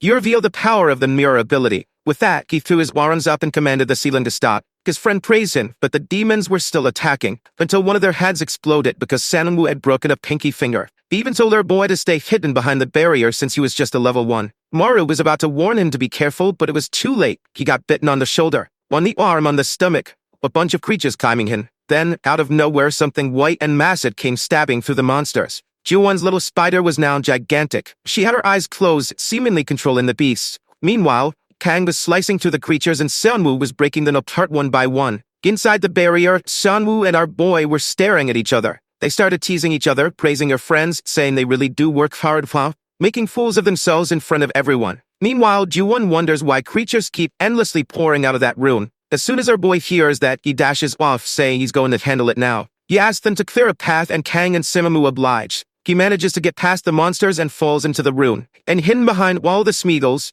the real one was crouched there. He realizes that this bastard was only fighting using clones. Every time something hit its head, the new one was born. So Maru raises his arms and says that if that's the case, he's bringing the ceiling down and the thing can stay right there. As soon as he did that, he tried to run for the exit, but his power was working too well, and the ceiling was coming down way too fast. He saw his friends reach out his arm for help and was barely pulled to safety in time. Now outside, everyone was celebrating. People were praising his mirror ability, saying it was truly incredible. Meanwhile, Kang looked to the side, remembering the memories she had there with her grandmother and brother. Maru noticed this and then deactivated the mirror ability since it was no longer needed, now that the creature was dead. He looked at the creature on the ground and went in to devour it while everyone wondered what he was doing. He'd already swallowed one monster before, and he had to be quick to take advantage of the yellow dust still in the air. With that, he activated the creature's ability and started pushing the walls. The problem is that using the power consumed dust, and soon he couldn't move them anymore. Kang then grabbed his arm, told him it was okay, and thanked him. At least what he had managed to restore was enough for the drawing to reappear. Back at the office, Diepman arrives excited, saying that something good is happening today. And that's when he realizes there's no one in the place. He went through the trouble of getting the best bread from Busan, so where was everyone? He looks for the break room and wonders if those brats are still knocked out in the morning. Right then he gets a call from John and asks, "What's up?" John immediately reveals that he called Maru to headquarters, but Maru refused, and he wants to know why. Diepman glances to the side and sees the girls sleeping, looking beautiful and peaceful. Meanwhile, our boy is there sweaty and stinking. His life wasn't perfect yet, but he was adjusting to the teen. The next scene cuts and our guy is being completely torn in half. Someone yells at him to run. But now we're going back 7 hours earlier. Now that's what I call a spoiler, folks. Our boy was dying of sleep, complaining that when he was looking for a job, he never imagined making money would be this hard. He was still exhausted from the battle against the demon. Then he heard a car passing by, and of course, it was a Porsche. Obviously, it was Xianwu, the filthy rich millionaire bastard. And our boy, shameless as ever, goes up to him asking for a ride. But Xianwu just speeds off without a word. TikToker appears out of nowhere, commenting on how jealous he is of that bastard who even has an imported car. But it was kind of weird for a public servant to drive something like that to work. Maru agrees, saying that in the end the guy is just weird. Then Yoseok says that no matter how handsome, rich, or tall the guy is, none of that matters because he has a trash personality and probably doesn't have any friends. The two laugh, but Maru starts thinking, he doesn't have any of that and doesn't have any friends either, so he's just losing in every way. Next scene, they arrive at the office looking drained. Diepman opens his arms, calling our boy an amazing level 7 ability user. He's confused, pushing the boss away, trying to figure out what they're talking about. That's when Ju-won explains that if he ate a level 7 creature and stole its abilities, then now he's level 7. Meanwhile, someone pats him on the back, saying that always thought the kid was just dead weight, but now he's finally useful for something. Our boy blushes, realizing that being recognized by the teen feels really nice. Then Yoseok comments that his talent is actually incredible. This is the first time he's seen someone who will just keep getting stronger. Suddenly, Seonwoo slams the table. He says the workday has already started, so they need to stop chatting. Our poor boy realizes that this bastard hates him for no reason. Just because he was humiliated before for being level 1, now he has to suffer for it. Right then, Miss Gorgeous taps his shoulder and asks if they can talk for a bit. Now outside, sitting on a bench, he asks what's up. She says she just wanted to thank him for what happened at her grandmother's house yesterday. He awkwardly scratches his head, saying that they're a teen, so it was only natural. But suddenly, she turns and says that after that incident, she's sure about how she feels about it. Our boy blushes hard, wondering what's coming next. And then she says she's sure he's not a level 1 ability user. What a tragedy. I thought it was going to be something good. He asks her to explain and she says there's no way he could have recovered so well with the level 1 power. He remembers the chubby creature he first bit and is sure that one is level 1. But then Kang asks if by any chance he saw another demon before he started working here. He thinks for a moment, saying there's no way he forgets something that important. And that's when he notices smoke behind her. Immediately, a panic attack kicks in, and a black claw appears. The humanoid wolf stares at him, drooling, and his heart starts pounding. He drops his can and she asks what's wrong. He tells her not to worry, it's just that sometimes his mind makes up scary things. But she calls his bluff, grabs his hand, and tells him not to worry because he's safe with her around. I wish I was safe too. And now she's sure there's definitely something in this guy's past. That's when Diepman appears, asking if they're done with their little office date. Completely flustered, he says no, they don't have that kind of relationship. And Kang just casually says that in a year, there will be rain and demons in this place, so relationships, and only you make sense. She's not even considering anything like that. Her words hit him harder than a level 10 demon's attack. That blow was brutal. Now he's just lying dead on the bench. Diepman teases him and our boy tries to defend himself, saying he already explained. It's not like that. At the same time, though, he really did feel sad about those words, didn't ye folks? Some time passes and Ju-won mentions that before they leave, they should check the alerts. Meanwhile, Kang and our boy are climbing the mountains. Ever since that conversation on the bench, he's felt weird being around her. Kang reaches the meter and starts taking notes on the yellow dust. Maru, on the other hand, is now convinced he really doesn't have time for relationships, since everything's going to end in a year. Both of them are lost in thought, thinking that they need to find a way to kill these damn demons. When suddenly, the phone starts ringing. It's a distress call from Zone 3 and Yosik is the one speaking. He says that Leader Diopin has already been defeated and that the creature is heading their way. He warns them to be careful with their words. And then all of a sudden, the call seems to cut out. Kang says this is concerning. Diopman is a level 10 ability user and he was defeated. Maru, however, gets shocked. That lazy guy is a level 10 user. The yellow dust starts appearing and she warns him to be careful. The demon that was coming was completely different from any they had faced before. Its silhouette appears, the two then brace themselves, and then a thin creature in a kimono emerges in front of them. The monster blinks a single eye that catches both of them off guard. It greets them saying it's a pleasure to meet humans and asks if they can have a little chat. It says it's interested in talking to the one who runs things here. Maru is stunned. Not only can this thing speak, but it communicates exactly like a person. Kang tells him to stay alert, but the monster asks them not to be hostile. It claims it doesn't want to fight. It's only here to have a conversation. Maru doesn't understand what kind of conversation it means, but he remembers that Yosef warned them not to talk to the creature. Yet our protagonist ignores that warning and thinks this might be a good chance to gather information. So he asks where the creature is from. It replies that it comes from Naraka. Maru has no idea where that is, so the demon explains it's the deepest part of hell. Those who committed grave sins in their existence are imprisoned in that place, trapped in infinite darkness, and forced to fight forever. Maru starts to piece things together and asks if that means, yes, every demon that exists here was once human. Our boy suddenly remembers himself eating the creatures, which means he's been eating people. He starts vomiting immediately. The demon then says it's its turn to ask a question. Marva shudders for a second, but Kang grabs his arm and tells him to stop talking. Even if the demon seems friendly on the surface, she's sure this is the one that took down their leader. She's already prepared a giant spear, but the demon tells her to stop, that it doesn't like violence. She doesn't hesitate though and lunges forward, ready to attack. It smiles and warns her that killing it now won't bring her brother back. She freezes in shock as it effortlessly redirects her spear with just a finger. That it tells her it was her fault for being too weak and letting her brother die. That's when a memory floods back. The moment her brother stepped in front to protect her. Dan even looked a lot like our boy. With his chest pierced, he told her to run and collapse into her arms. She had sobbed desperately. And now, back in the present, she has no idea how this creature knows that. The demon says that as his older sister, it was her responsibility to protect him. But still, the little boy ended up dying. Maru calls out to Kang and rushes to catch her in his arms. Wait, where did all this blood come from? He hadn't even noticed anything happening. Maru realizes that this thing can probably attack people psychologically. And now they're screwed because if anyone has a weak mental state, it's our protagonist. The demon then says they can continue their conversation and leave that pathetic human aside. But Maru tells him no and orders the monster to shut its filthy mouth. Then he launches himself at the demon, saying you won't let it talk about her like that. He punches it right in the head, smashing it into a rock. The demon is still fixing its teeth when Maru is already coming in for a second blow. Then the monster suddenly laughs and says, so that's how he's acting, huh? But didn't he just get rejected by her? Out of nowhere, Maru freezes, stopping in his tracks like something had struck his heart. He stutters. That doesn't make sense. He's never been rejected before. That kind of thing shouldn't affect him. So why does he suddenly feel dizzy? He doesn't have any romantic feeling for her. He just thinks she's a strong and cool senior. Meanwhile,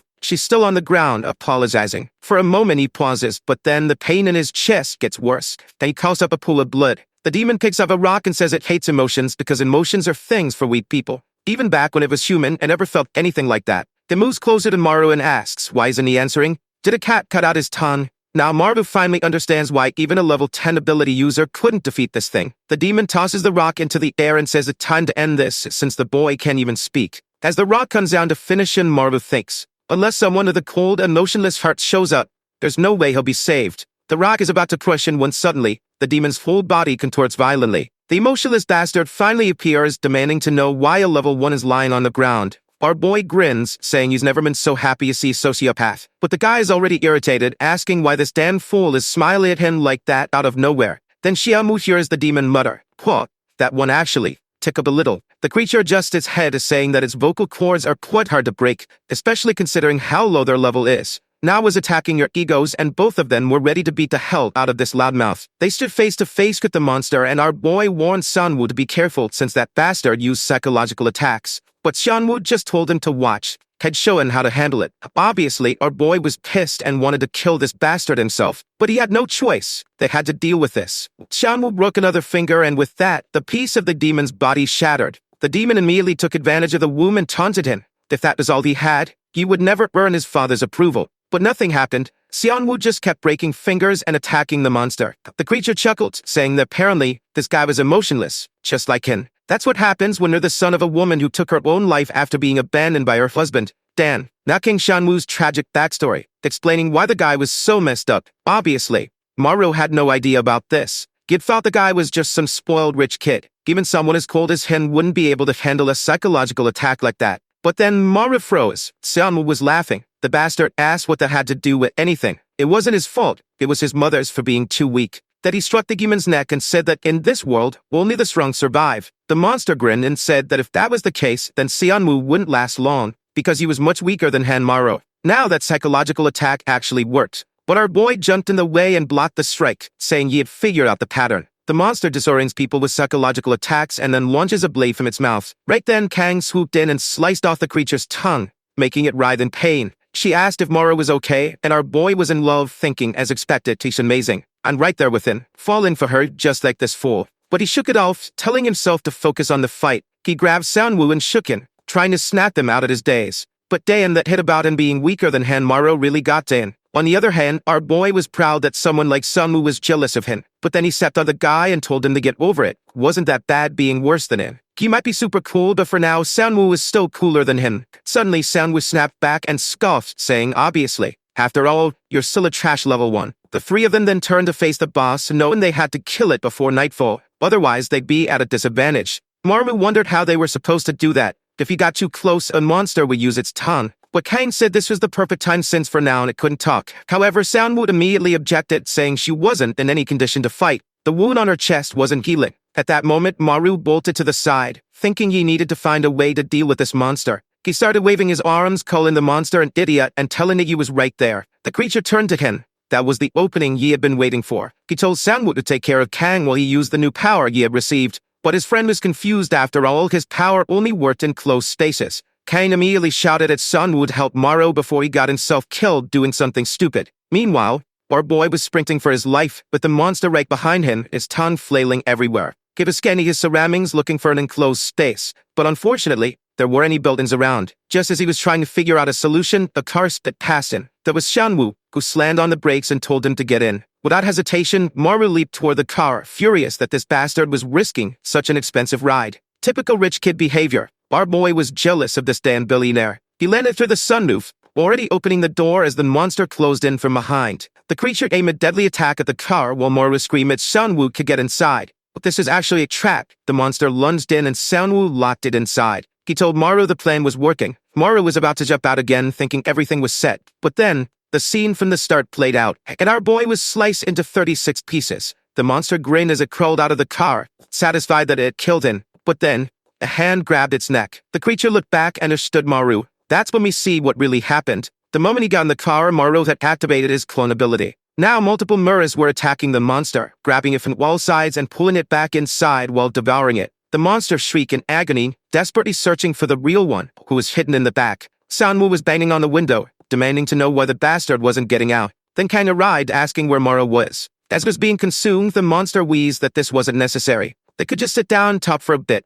Was Mara just naturally violent, just like his father? And then, the psychological attack hit. Mara was suddenly dragged into a memory. Tears in his eyes. His father lifting him by the collar, yelled at him to stop. Stop what? The monster asked it. How did he feel when his father disappeared without a word? Marva didn't want to hear any of this. He slammed his own gears to make himself go deaf. With blood gushing from his gears, he told the monster to stop playing with people's emotions. The creature seemed to be moving its mouth, trying to get him to read its lips. But he just scowled and said its attacks meant nothing if he couldn't understand what was being said. With that, he clenched his fists and the ceiling began to collapse. Outside, Kang tried to stop it, but Seonwoo grabbed her arms, telling her there was nothing they could do. The car kept shaking violently. Our boy had turned into a red puddle. At that moment, Kang realized the yellow dust was disappearing. The car was completely flattened and she stepped forward, saying they had to save Maru. Seonwoo, already ready to give up, said that the kid had been dead for a while now. But Kang insisted, as long as there was still yellow dust in the air, there was a chance to save him. She tore pieces of the car apart, demanding to know why this idiot crushed himself like that.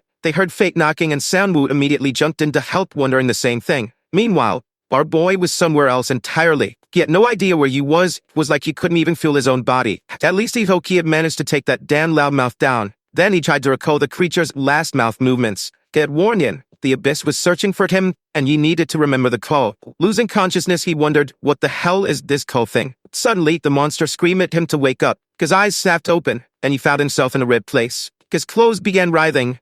Ham emerged from his stomach. And then, that same black furry dog started crawling out of him. Maru, clearly not in the best shape, demanded to know what the hell that thing was. The monster stepped up to him and asked, "You remember? Flashback, back when you was a child, when you first saw that creature." The monster and stared at both him and his father. Maru, terrified, had told his dad, "This is weird, we should run." But his father grabbed him by the collar and said no. From that day forward, they were going to fight. Crying, Maru had begged to know why. That was when his father told Ken, because they needed to attain that bastard's unique ability. He had dragged his son along, saying they were now heading for the abyss. Then he threw the boy in front of the beast. The moment it raised its head, Maru was seconds away from being devoured. Back to the present. Sanwoo was breaking fingers again, using what little yellow dust remained to tear apart the crushed car. After nearly gutting the whole thing at the very bottom, there was Maru, wrapped in blood-red, vacuum-sealed like a corpse. Staying him, Sanwoo declared, there was no more dust. He couldn't recover. He looked to the side, knowing that the kid had no more hope. Meanwhile, Kan was grabbing Mara's hand, asking if he could hear her.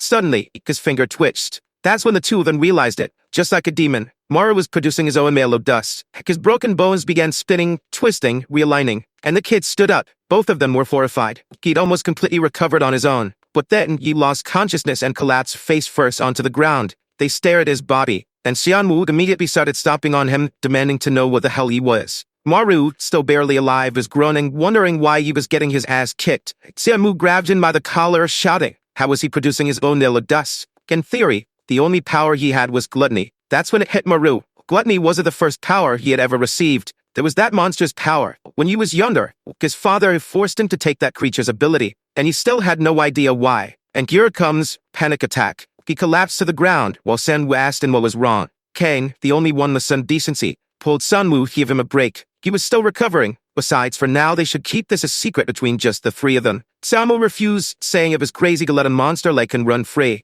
Everyone needed to know, including headquarters. But Kang countered. Mara himself didn't even seem to realize he had yellow dust. Still, Sanwoo insisted. What if he turned into a dangerous demon? Kang simply replied, she trusted Han Maru. She believed he wouldn't do anything dangerous. Seonwoo looked back, then scoffed. Fine. He didn't care what happened to the brat. With that, he walked off, and now Kang realized that all of the responsibility had fallen onto her. On the train home, work was way more exhausting than our boy thought. He was trying to figure out, what the hell was this gluttony power, and what was that monster? Right then, the monster appeared in the window reflection staring at En. Mara jumped in fear. Yosok, sitting beside En, told him to quit acting weird. Maru clutched his chest, saying he just saw something strange. Then he asked, did Yosok want to hear about some of his problems? Yosok, without hesitation, said, not even a little. He said it was better if they just stayed out of each other's lives. Marva sat there dejected, realizing no one at work gave a damn about him. Meanwhile, TikToker got a call from some guy named Kim Wooju, and you wanted to know why. Scene change, bar izakaya.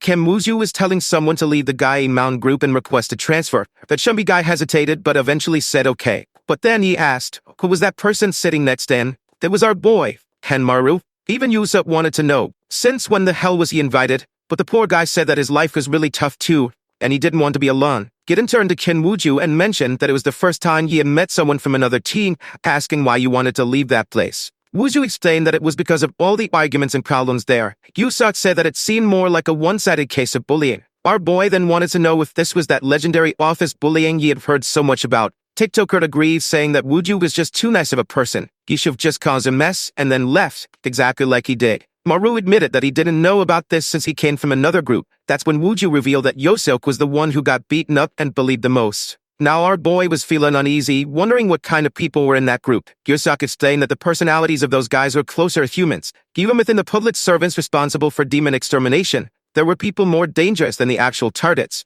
Maru remembered when Seonwoo said that he could end up becoming more dangerous than a monster and started wondering if he was one of those people. Monoe Hon was dragging the chubby guy along, asking if they were still far away. That's when they arrived at Wooju's parents' Raymond's shop, and he told them to come inside. But then his expression changed when he saw all of the guy's friends. The poor guy froze, turned around, and immediately crashed into someone else. The 3.98-meter law-abiding citizen said he had come looking for Wooju, but look at that, he had found Yoseok too. Then without hesitation, he kicked him in the chest and stomped on his head, saying that if he was going to transfer out, he should have left peacefully. His biggest mistake was setting fire to the place before escaping. He was stomping the hell out of the guy, until our boy grabbed his arm and told him to cut it out. Obviously, the guy turned and asked who the hell he was. Our boy, his eyes glowing, said that he worked with Yoseok at the office. The guy laughed, saying that it seemed like he was from Ganwat Island, where only idiots and weirdos ended up. Then, and without warning, he blasted Maru in the face. Our boy was flattened on the ground, while the guy went right back to kicking the crap out of Yoseok. Poor Yoseok had taken more of a beating from these people than he had from that demon in the house.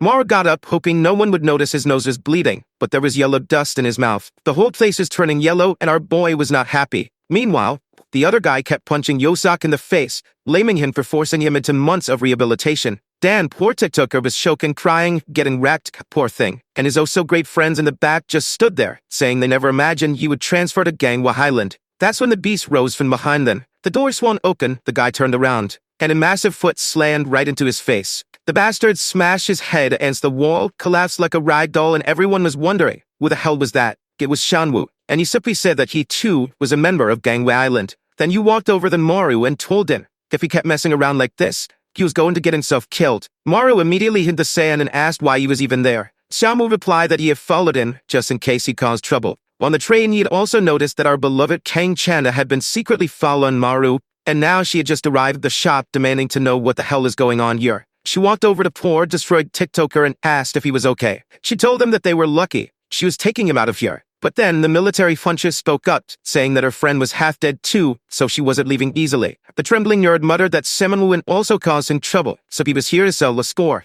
Kang sighed, saying that apparently they wanted to get disciplined again. Just as the woman was about to say that this time things wouldn't go their way, then Musclehead stood back up. He looked at Seonwoo and declared, "Today, you're gonna die." He charged in for a punch, but Seonwoo grinned and said, "I'm looking forward to it." The brawl was about to begin and Amara was standing to the side, completely lost on what to do. He was about to jump in, but Kang told him to stay out of it. If he transformed, things could get dangerous. He needed to be careful. It seemed like she had taken his shirt as she passed by and shifted it slightly. Poor Seonwoo, now was his turn to get his ass kicked. The guy came in with a chair, yelling that today was the day Seonwoo died. But the cannon strike came out of nowhere, nailing the bastard right in the ribs. Armed with a broom, Kang had immobilized the first guy and smashed the second one in the shin. The trembling urn was rolling on the floor in pain while she warned them. They better stop this or things would end badly for them. That's when an older man appeared, asking why they were fighting civilians while he was just in the bathroom. Kang asked who he was and the guy introduced himself. He was the leader of Gyeing Mountain. Kang seemed relieved and was about to explain what had happened.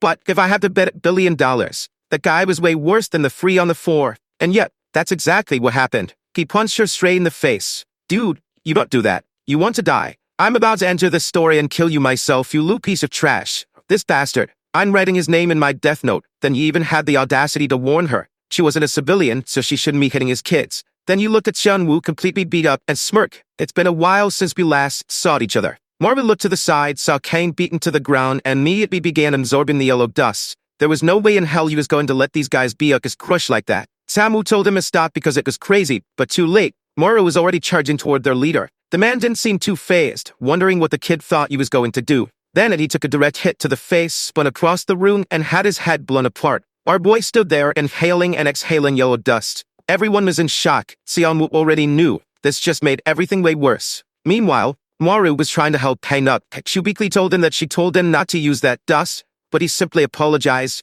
He got angry seeing her get beaten up and wanted revenge. While slumped against the wall, the lumitic leader started laughing. The worst part, he was also observing the yellow dust. He muttered that it was impressive. A human who wasn't a demon could release this dust. He stepped right up to Maru and said he was curious to know what he really was. Then he asked if Maru wanted to join his team. Maru immediately recalled that this guy's group was filled with people worse than demons, and he flat out told the bastard you would never join a team full of trash. The leader didn't seem too bothered and just sighed, saying that was a shame. Too bad, because now he wasn't going to let Maru walk away so easily. Now that there was plenty of yellow dust around, maybe they should settle this with a fight. Gye Mountain versus Gangwon Mountain. After all, fighting only demons got boring sometimes. But Maru could already see his entire group was starting to transform like a bunch of psychopaths. The leader sat down, chewing on some seaweed. At least, that's what it looked like. Then he said it was time to start the competition. Kang was completely against this, but he ignored her and explained the rules. It would be a free versus free fight. Whoever won got to keep Yoseok. If they won, they would forget everything he did back at the office. And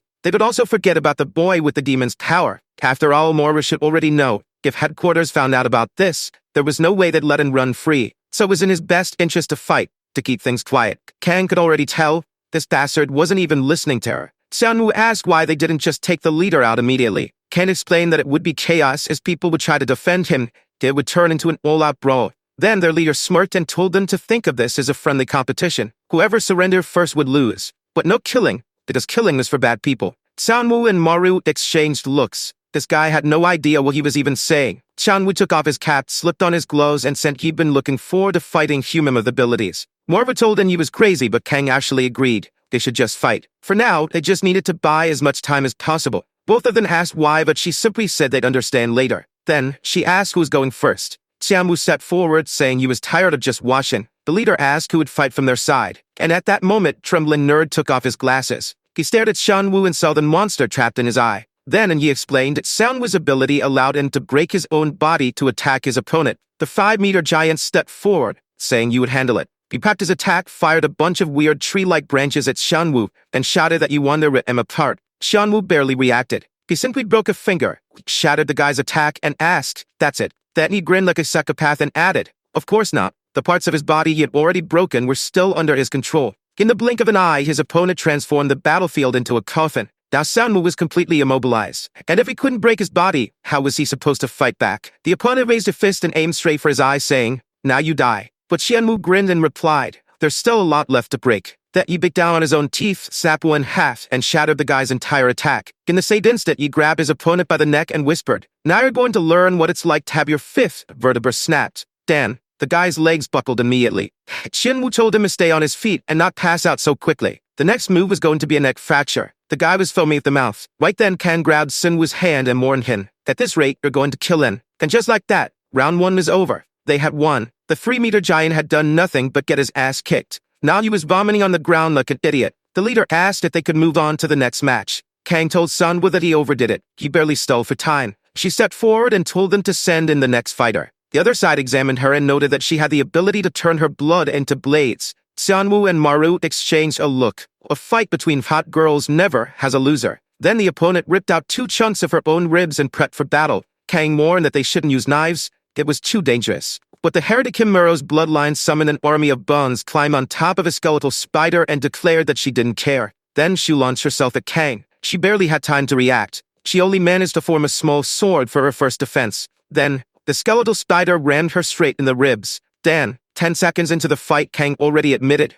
"I can't keep up with this." She slashed at her opponent, making the woman recoil backward, and immediately advanced again. Kimura tried to launch some attacks, but Kang dodged them with ease, planning to land a light cut and retreat. The problem is that, damn, the light cut she made turned into a whole pool of blood. The guys from the other team started calling for Officer Park, asking if she was okay. Kang tried to apologize, saying she couldn't control it properly. Seonwoo and our boy congratulated her. She really managed to buy a lot of time. She, embarrassed, admitted that this was her first time fighting a human. The opposing team members started leaving, while the guy with the eye ability was standing there in shock, wondering what kind of insane place this was. He'd heard that Gangwon Island was full of weaklings, but their leader remained, saying that now only Hanmaru was left. Kang pointed out that it made no sense. It was already 2-0.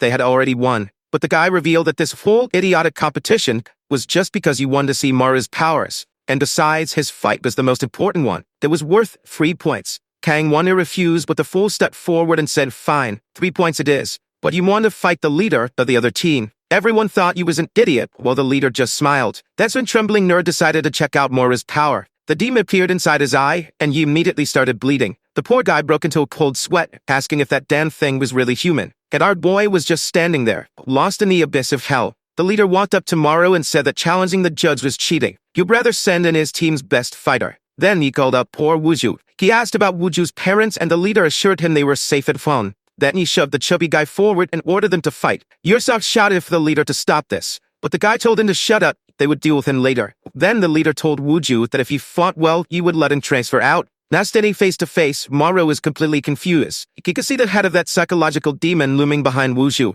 They were showing him everything he should say to break the poor guy's mind. From mild phrases like, "You deserve to die," to brutal ones like, "You can't even look that girl in the eye." And you'd also see memories. Wuju crying, dumping coffee on Yosok's head. His mouth suddenly started opening, and he felt the blade forming inside. He tried to stop it, but it just kept coming out. Even covering his mouth, he found himself asking, "Aren't you happy, Wuju? At least Yosok got bullied instead of you." He probably watched him suffer every day and thought he was lucky. Then his power was completely out of control. The tongue still slashed across Wuju's heart. Our boy rushed over, trying to help the poor guy. But Wuju just whispered, "I'm sorry," before Maru could even understand why. Wuju's body exploded in a venomous burst. Maru's entire body started melting, his flesh was burning away. Kang called out to him, but the leader warned her not to interfere. The round wasn't over yet. He walked up to Maru, wanting to see how long he would last. He crouched down and mocked him. Soon, his organs would start to melt. He told him he might as well surrender. But even with half his face burned away, Maru muttered, "I haven't given up yet." The leader smirked and said he wanted to see another one of his powers then. All he had to do was attack the chubby guy on the ground and he would win. That was the rule.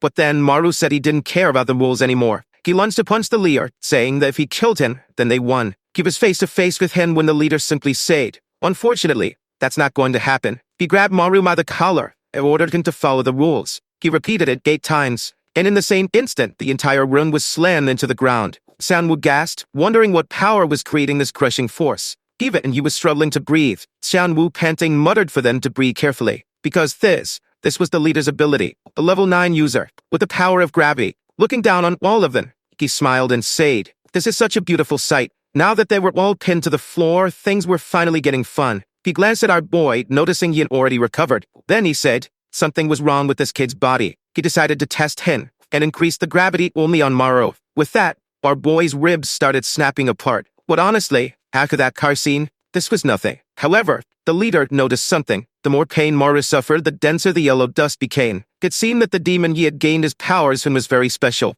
That triggered a memory. That monster had been haunting him. Even though it was a demon, his eyes were different from the others. Our boy was struggling to push himself up, barely managing push-ups under the pressure. He was basically in a Goku training montage. Then he decided to use the power of language to mess with this guy. But there were no words written on his back. It seemed like there was no way to mentally break this sucker. At that moment, the leader pulled out a knife. He said he hated being curious, was why you wanted to dissect Maru. Maybe remove his lungs, or maybe his throat. But the mech shattered, because Seamu broke a finger and ordered Maru to go for him. Right then, Kang slashed the leader's arm, leaped into the air and pulled off in a furtive-style jump straight at him. But the leader activated 20x gravity, and in an instant, everyone was slammed into the ground, writhing in pain. The leader said that with the gravity increased so many times he would run out of oxygen and pass out soon. Marva called out for Kang, but the guy just ripped the knife from her hand and said that now no one would get in their way. It was time for them to continue playing. Poor Maru couldn't see any way out of this. This weird's power seemed to work in a way that the more he tightened the noose around his own neck, the stronger the gravity became. Yeah, this guy was definitely a lunatic. At that moment, someone knocked on the door, and he said they were closed for the day. But then the strange blue puddle started seeping under the door, spreading across the floor. Sanwoo, his hand pressed against the ground, asked what the hell that weird stuff was. Kang just smirked and said that he finally arrived. When the fight started and she left for Yosok, she had sent a message to the big boss. Our Hawaiian shirt-wearing boss, Go Diepman, was standing at the door, bleeding from one eye. His ability was the Demon of Darkness. When something has darkness in the name, you already know it's overpowered. Our boy was sinking into the pool of darkness, while the other guy, completely covered in the sticky liquid, was suddenly submerged as well. Maru quickly realized that he seemed to be in complete darkness. But something was off. He stood up, noticing that he couldn't hear or smell anything. There was no sound. It was as if he himself didn't exist. The grabby guy was trying to understand what happened, until Deepman appeared right behind him and grabbed his throat. Apparently, his grabby was useless here. In an instant, he passed out on the floor. Then Deepman turned to our boy, who was still struggling and calling for help. He grabbed Mara's throat as well and knocked him out cold. Then he casually reached into his pocket, pulled out his 2 missing eyes and popped them back into his face. The darkness started fading, and everyone was back in reality. Deepman simply commented that the yellow dust had finally stopped. Kang sighed and said he finally arrived, but Deepman ignored her and got straight to the point. He demanded to know why she and Sunwoo didn't report Mara's powers. Apparently, they were tired of working as public servants. Kang apologized and asked if he could at least talk to the other team's leader. But Deepman immediately shut that idea down, saying that now that things had escalated this far, it wasn't going to be resolved so easily. Scene change, a massive building, and everyone was staring at our boy, who was chained to a chair. He was wondering what was going to happen to him now. Inside a room with 88 chairs but only 4 people sitting, Young spoke up, saying that from now on, they would be in charge of Hanmaru. Dan. But Deepman immediately responded that he didn't accept that. Maru had no idea this guy had so much authority. Beyond slammed the table, saying that Maru was producing yellow dust. Someone like that was extremely dangerous. Other people could end up seeing those demonic powers. But Deepman, adjusting his Hawaiian tie, argued that this whole incident only happened because of that other team. That team was full of horrible people, and John knew that better than anyone. John should be the one taking responsibility for that psychopath-filled squad. Yu Yang said Deepman was taking things too far, but John simply told her to be quiet. The truth was John didn't care about the personalities of the people working under him. He didn't care if they were from Gai Mountain or if their leader was a psychopath. They were still necessary for fighting demons. At least those lunatics were better than the Ganwa Island leader, a level 10 ability user who didn't even like to fight. Deepman just accepted the criticism and said that Maru also didn't like to fight, which was exactly why he needed to stay on the island. Besides, the 2 people next to him were the ones who could control his personality the best, since they were his friends. Dong asked if Deepman was willing to take responsibility if Maru caused a disaster. Deepman simply stood up, said yes, and walked toward the door. As they were leaving, someone called for Xianwu and told him to stay behind for a moment. Yeah, no shot. The poor guy was about to hear father-son talk. Outside, Marwa asked how things went. And like me, he also complained about Deepman's ridiculous tie. Deepman just informed them that they would be receiving disciplinary actions, and that their salaries would be cut. And just like that, Marwa's fun was over. He cried his heart out, but Deepman told him he was lucky that those guys from the other island had caused all of this. If he screwed up like this again, there would be no saving him. That director John was way more terrifying than he had imagined. Back to Shanwu, John asked his son if he would be able to kill Hanmaru if he ever lost control. Shanwu took a second, turned his head in an awkward way and said no. Then he stood up and said, if that was what John had to say after 20 years, he was leaving. But John told him to sit down. This wasn't a father-son conversation. It was an order from the director. Marva was no longer someone who could be considered a normal ability user. The human who could produce yellow dust was no different from a demon. They needed to be cautious because maybe he was the enemy. Scene change, a different house. This was going to be the new dorm for Ganwa's team. The place was a mess. Clothes everywhere, empty soda bottles rolling around. Maru walked in just as the leader said that from now on, he was going to live there with him. Maru was already terrified about where the guy's hand was resting. He asked Feber he had to stay there. Deepman told him, yes. It was the only way for him to keep an eye on him and make sure he didn't cause problems. Then he placed a hand on Maru's shoulder, and that gave our boy instant trauma. Deepman smiled and said that from now on, they would be spending 24 hours very close to each other. Back at base, Hyewon was staring at him watching him burn. He stood there, all twisted up, and asked if she had anything to say. She warned him that you would die if he started releasing yellow dust there in the office. Yosuk said they should stop messing with the kid because this was exactly the kind of situation that made the dust start rising. Maru was just standing there, pissed off, unsure who he hated more. As soon as he let out his sigh, Kim Yubak asked if he had just started releasing dust. Deepman immediately grabbed his face, saying you want to take a look. Yeah, this scene looked peculiar. Normally, I'd only see this kind of framing in healthier types of stories. Walking through the hallways, Maru was fuming. He was now being treated like a monster. Along the way, he ran right into Sunwoo, who was still thinking about what John Yi had said. That Maru was extremely dangerous, and maybe even an enemy. On the other hand, our boy was already getting pissed off and asked if he was just another person here to tell him not to cause trouble. But Xianwu just shrugged and said he didn't care about him. That pissed Maru off even more. This bastard always knew how to get under his skin. That's when he noticed Kim Wooju had transferred to their office. Kang said that since it was his first day, he could ask if he was curious about anything. Then Kang turned to our boy and said she wanted to take a look at his eyes. He stiffened up, saying he wasn't releasing any dust, so there's nothing to worry about. But up close, so beautiful. She told him not to be mad about how the team was acting. Everyone was feeling insecure because they wouldn't be able to protect the island if another disaster like this happened. He stood there, awkward and stiff, saying you knew that. Now sitting alone in the office, he was miserable. He had to work more than everyone else. Duncan's way of handling the problem was by not sending him on any missions. He was still soaking when two guys from headquarters walked into the room. He turned to ask who they were, and out of nowhere, one of them jumped at him, punched him in the face, and started a full-blown beatdown. What the hell, man? The guy grabbed him by the collar, yelling for him to release the yellow dust. Maru was about to fight back, ready to do it, but then he remembered what she said. He couldn't cause problems anymore, so he couldn't do anything. The wig guy ordered him to release the dust or he'd crush his skull.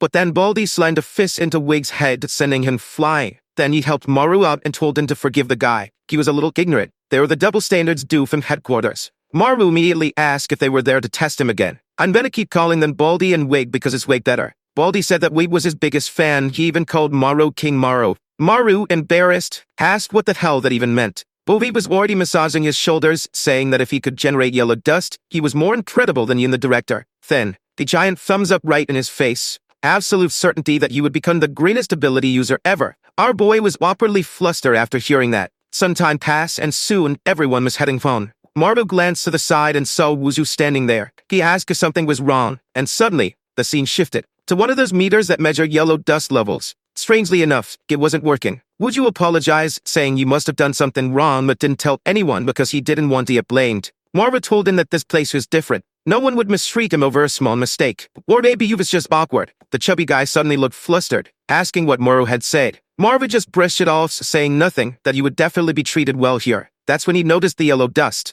Wuju immediately asked if he was releasing it, but obviously he wasn't. Then, looking to the side, there was a cape of strange orbs on his chest. Wuju was already panicking, saying they needed to alert headquarters. But our boy said that with this amount of dust, it was probably just a level 1 monster. That would be easy. Then he remembered what that guy said, that you would become the best ability user. He immediately leaped at the creature, yelling that you was King Maru, and bit straight into its neck without mercy. The creature collapsed instantly. Our boy was brutal. Wuju praised him, saying you really killed it in one hit. But life was never that easy, because inside the first monster, the second one started emerging. Maru didn't understand why the thing didn't die, and now another one had spawned, and one of the orbs on its chest disappeared. Not only that, judging by the dust level, had evolved into a level 2 demon. A while later, Maru was exhausted, completely lost as to why every time he killed it, it just got stronger. Wuju commented that the yellow dust levels had already reached a level 5 monster. He immediately ran off, saying they needed to call the rest of the team. But Maru told him, look behind you.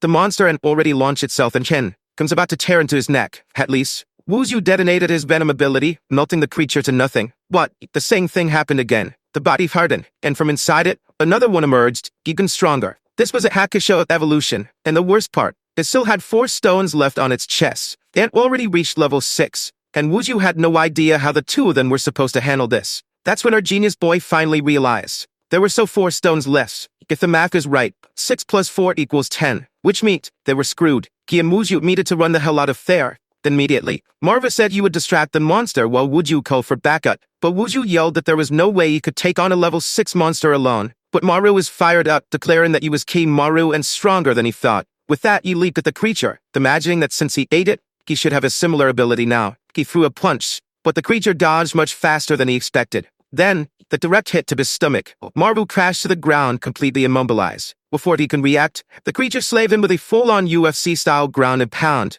Dan, Maru wasn't lasting at all. He also had those same orbs on his chest, but he didn't understand why he wasn't evolving even after taking mere failed injuries. Apparently, his regeneration was too fast, nullifying the effects of the ability. The monster was about to crush his head, and Maru screamed, telling to hit harder. The beast went for the attack. Wuju panicked and yelled for him to be careful, but Maru just told him to stay back. But of course, the side character had to mess things up. Wuju used his venom ability to stop the monster's attack, but it was completely unfazed. Before he had a chance to run, the beast slammed him in the head and smashed him into the ground, the way Maru should have been crushed. But Maru, from behind, wrapped his arms around the beast and sank his teeth straight into its neck. Once again, the creature's body started hardening. Maru quickly grabbed Wuju's body, asking if he was okay. Wuju weakly asked why the bastard didn't run. Maru told him it was because this was all his fault, so obviously, he couldn't just run away. Wuju told Maru to flee and call for reinforcements. Then, he passed out. Maru already knew. If he left Wuju there with his weak recovery, he would die. Nobody was coming. That meant he had to take care of this monster alone. Will meet 3 more evolutions before it reached its final form. He couldn't let this thing reach level 10. He had to kill it before it emerged from the cocoon. Marva shattered the hardened armor and inside, he saw a red creature. This was definitely part of the evolution process. He immediately lunged in to bite it, heal the threat before it could fully develop. But then, the giant hand shot out from inside and punched a crater into Mora's chest. Dan, now this was a monster. The thing was built like a Giga Chad. But this time, there was Mora's body that started forming a cocoon. He was actually happy. Now he was finally evolving. But then, the monster grabbed him by the head and lifted him up. Maru braced himself, thinking he was about to take a punch. But instead, the beast swung him backward and launched him far away. As he was flung through the air, he saw the monster was heading straight for Wuju. He screams desperately, telling the monster to stay away. However, poor thing, he goes straight to the ground, hitting his back against the tree. At least the cocoon had been made, and at that moment, he emerges from it all covered in slime. Remembering the moment the creature was approaching, he starts running. As soon as he takes his first steps, he notices that he's much faster after evolving. However, when he gets there, there's nothing left. The yellow dust is disappearing, which means the monster is gone too. He wonders where it is when, right at that moment, his phone rings. He sees a monster alert in another district and wonders if they've already gone there. At the same time, he is a call from Diopman, who asks if he saw the level 7 alert. He says yes and that he has something to say, but the guy just tells him to listen and warns him not to go to stay phone. Before Moru can explain that he's already there, the guy hangs up. Our boy decides to at least try to find Wuju while the others arrive to take down the creature. That's when from the bush beside him, he hears a phone notification. When he gets there, he finds Wuju collapse. He moves to turn the body over, asking if the guy's okay. But seeing the hand and the pool of red, it's clear that, well, he's definitely not fine. At that moment, he needed yellow dust to help the boy recover. He starts producing his own dust, pleading for Wuju not to die. However, the little hand hits the ground, and by the looks of it, the boy has passed on. That's it. The first victim has fallen, and if he was just sent to the office to die, poor guy. Maru takes off his shirt, covers his friend, and now he's definitely not happy about this. In another part of the forest, Kang was informing the leader that she was about to arrive, so where was he? Divman was the contact in the way, but he tells her to be careful because the level was already rising to 9. He orders her not to face the creature alone and to wait for his arrival. However, the entire mountain starts shaking, to the point where even in the city, people felt it and saw the dust. The level had risen to 10, and now Kang realized that she really wouldn't be able to handle it alone. Now Dikwin was worried and Yosiak, on the other hand, was desperate, while Senwu was telling the taxi driver to speed up. Unfortunately, Jiwon was stuck in the car and knew she wouldn't make it in time. Kang was running for the forest with the goal of stopping this monster before it reached the village. Suddenly, she stops and sees a figure approaching. She thinks it's the monster, but then our guy turns around. Immediately, he tells her not to come any closer and to get out of there. She's a bit confused and asks what's going on and why he's there. Maru is furious, gets right up in her face and tells her to leave before something happens. She asks him to calm down and questions what's going on, since there's no way she's just going to run away. That's when he says that the evolution demon has reached its final form. She looks over his shoulder and amid the dust, sees the creature approaching. It looks like a 6-meter-tall bodybuilder with 2% body fat. She asks if he's really fighting this level 10 monster alone, to which Maru responds that he's going to finish this by himself because he has to kill this thing. He tries to drive his stake into his own chest, but she pushes his hand away, wanting to know what he thinks he's doing. He explains that he ate the evolution monster, so if he suffers a fatal wound, he'll evolve just like it. At that moment, Kang realizes that Maru is acting strange and wonders what's happening. She asks him to calm down because the rest of the team's already arriving. However, the boy gets Aryan and says he doesn't want anyone's help, but she punches him in the chest, asking if he was really going to stab that thing into his heart without thinking about the consequences. At the rate things were going, he was going to lose his humanity. However, he just raised the stake and drove it into his chest, saying he doesn't care even if he dies. Poor Kang stood there in shock as she realized that the dust was increasing. Right next to her, she saw a pile of Maru's carcasses that had already died countless times. As she wonders how many times he has done this, the boss comes from behind, ready to throw a punch. It was too fast and her only option was to defend herself. But not today, because Chad has arrived, guys. He blocks the punch who pure swagger, grabs the monster's arm and rips it off. The boy has gone full psycho, and the creature is terrified. However, even so, it still grabs him by the neck and slams him into the ground. The entire ground is destroyed, but Maru doesn't seem too shaken by it. The monster looks like it wants to let go of his neck, but our boy holds on and starts pulling it closer. Meanwhile, Diopman had just found Wuju's body. He wonders how this happened when, at that moment, a sound echoes through the mountain. Now Kang was starting to feel afraid, saying that this wasn't the Maru she knew. Our boy had landed a punch on the monster's face and thrown himself at it. And that's when she noticed that for the first time he had no expression on his face. In midair, as he went to throw another punch, the monster regenerated its arm and struck him in the stomach. The poor guy was sent flying, tearing through half the forest and crashing into a wall. Kang realized she would have to step in and cut her hand to activate her power. But right then, Diopman grabbed her arm and told her to stay put because she wouldn't be able to handle a level 10. They couldn't afford to lose another person. She didn't know that someone had already died. and at that moment, Dietman wanted to know why Maru was there. He clearly remembered telling him to stay phone and do nothing. Meanwhile, at headquarters, Byung was shouting that a level 10 monster had appeared on Ganwa Island. Someone behind a chair said they had just been informed by Dukeman's leader. Behind the chair was that Incredibles designer lookalike, but with white hair. She was the leader of the ancient headquarters and said she'd already sent a team. If they couldn't handle it, they were to send a message to Director John. That director, who was sitting there with his legs crossed, commented that this was the first level 10 in the past 2 years. Yudong reminded him that the last time something like this happened, the entire Surik mountain team died along with numerous civilians. He told her to calm down because on that mountain, they had Dukeman. Besides, they had the weird kid, who at that moment was rising from the rubble. He started walking again while the leader said he was losing his mind. Maru took off running even as the leader ordered him to stop. He went in for another punch at the boss, who also prepared a counterpunch. Fist against fist, and Maru's entire hand, along with his arm, was shattered. Man, once again, the monster grabbed him by the neck. Let our boy breathe. Dukeman was already moving to gouge out its eyes, saying he couldn't just stand by. But Maru grabbed him by the waist and pulled a full Hunter x Hunter move on him. There was Gansen Arm 2.0 in action. With his stump in the monster's mouth, he used accelerated regeneration, and his hand reappeared on the other side of the creature's head. Even Dukeman was shocked at the boy's savagery,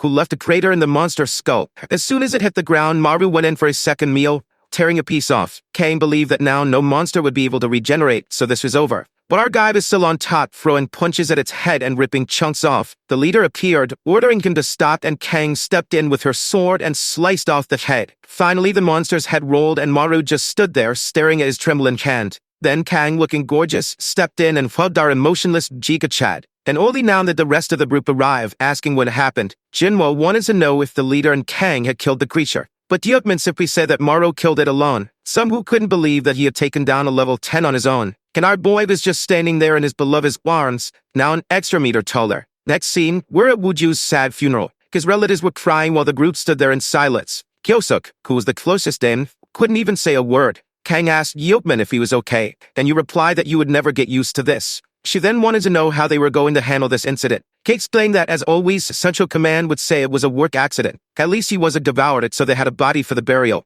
One thing, though, was that Ganwa Island was no longer considered a safe place. Kang wanted to know if Maru had sent a message, but he said no. After handing in his resignation letter, he disappeared. She said to give him some time before reaching out to headquarters, as she would find him and talk. But the leader refused, saying he had seen someone else go through this before. When you were stationed in Seoul's Central Command, his entire team was killed back then by a level 10 creature. He was the only survivor. And that was when he learned that when you experience the death of a comrade, you're never the same person again. Maru was back in the sand room where it all started, lying on the bed, exhaling yellow dust. From the floor, a crater opened and a bloodied hand began to emerge. When he looked to the side, it was John appearing. At first, he thought it was one of his crazy illusions. The guy said he came to have a talk with the boy and asked if he was surprised. Our boy, obviously startled, wanted to know how the crazy guy got there. So Sean explained that he had just killed a demon and had to come have a chat with the kid, because it seemed like he was avoiding everyone since Wooju's death. Maru was afraid of being held responsible. That John just said that guy died because he was weak. The coldness shocked our boy, but the director only said that he was worried about the kid's mental state. What is this guy sitting on the bed? Get off, John, that bed is for Kang and the protagonist. But then he told Maru that he couldn't end up like his father. Maru had no idea the guy knew about his father. That's when John revealed that he and Maru's father were the first squad leaders. When the first demons started appearing, they were also the first ones to be sent. And then we go back to 1999. John was already 30 years old and was shooting a creature that was calmly shielding itself from the bullets. The monster kept walking forward until Han Suwon, Maru's father, told them to keep firing. John was just standing there like an idiot until his father grabbed him by the collar, ordered him to go back and lead the 6th squad. Meanwhile, another comrade was sliced in half. Han Suwon pulled out a grenade and told everyone throw what they had. The creature was surrounded by bombs, they ducked, and half the forest was wiped out. Sometime later, smoke was rising, and they decided to check on the creature's condition. But when Han Suwon got there amid the smoke, he saw the monster still standing, with half of his body missing. The creature opened its mouth, started absorbing the dust, and began regenerating. Immediately, they ordered everyone to start shooting again before it could fully recover. However, it defended itself from the bullets, advanced, and cut everyone down. Han Suwon couldn't believe that something like this even existed. And John explained that on that day, both of their squads were completely annihilated. He woke up among all the dead soldiers with Han Suwon melee in the middle. He approached and asked if he was okay. But Han Suwon was just in shock, unable to understand why everyone had died,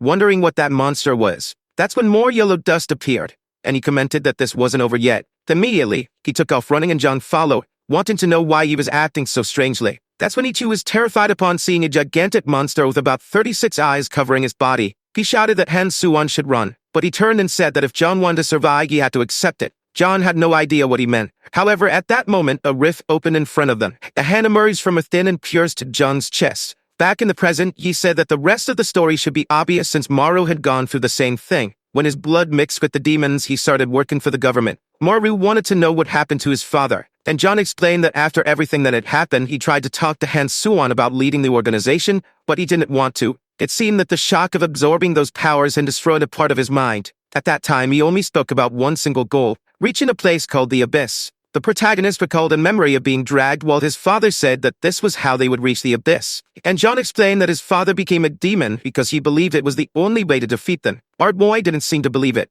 but John said it was obvious since demon blood runs through the veins of everyone who uses abilities. In other words, those who possess powers could at any moment fall into the Abyss and become demons themselves. Sometime after that conversation, he looked at a photo of his father and wondered if he had really turned into a demon. And you remember that John had said that if he gave up fighting the creatures, he would be no different from his father. Our boy was deep in thought, and the next day at the office, Yitman was there washing. Apparently, the kid hadn't shown up for work again. It was time to start an investigation to find him. Kang grabbed her coat and said she was heading to his place to talk to him. But that's when the boy appeared, apologizing for being late. Everyone in the office went silent while Maru thought to himself that he would stay there to investigate and uncover the truth. He refused to believe John's words that his father had become a demon. At that moment, John entered a room where someone was chained up, saying that the preparations were almost complete. Man, there was a massive creature restrained there, and he said that soon enough, they would see the Abyss. Back at the office, the mood wasn't great, until Juwon stood up and said it was time to go get lunch. But Maru, hidden in his corner, just replied that he wasn't hungry today and that they could go without him. As the others walked down the hallway, they commented that once again, it was just the four of them. Ever since the accident with Wuju, Maru had been acting stranger and stranger. Then she was getting worried. Kang noticed that not just him, but everyone in the office seemed somewhat depressed. Sometime later, Diekman opened the door and called our boy, telling him to take out the trash while he prepared some ramen. Well, when he stepped outside with the garbage, he ran into Kang. He had no idea she lived there. She replied that of course she did, after all, it was close to the office, so it was convenient. Actually, pretty much everyone from the office lived around there. She saw that he was carrying the trash and reached to help, and their hands touched. Was this a marriage proposal? Then she told him that he couldn't blame himself for what happened to Wuju, since everyone on the island shared the same responsibility. But he looked away and said he didn't need comfort. He knew it was his fault. However, she walked off saying that she wasn't trying to comfort him, but rather telling him to move on, because that's how people survive in this place. Everyone on this team had already lost someone important in their life. He was confused about what she meant by that, but continued up the stairs. And there it was, another alarm. My God, these people have no peace.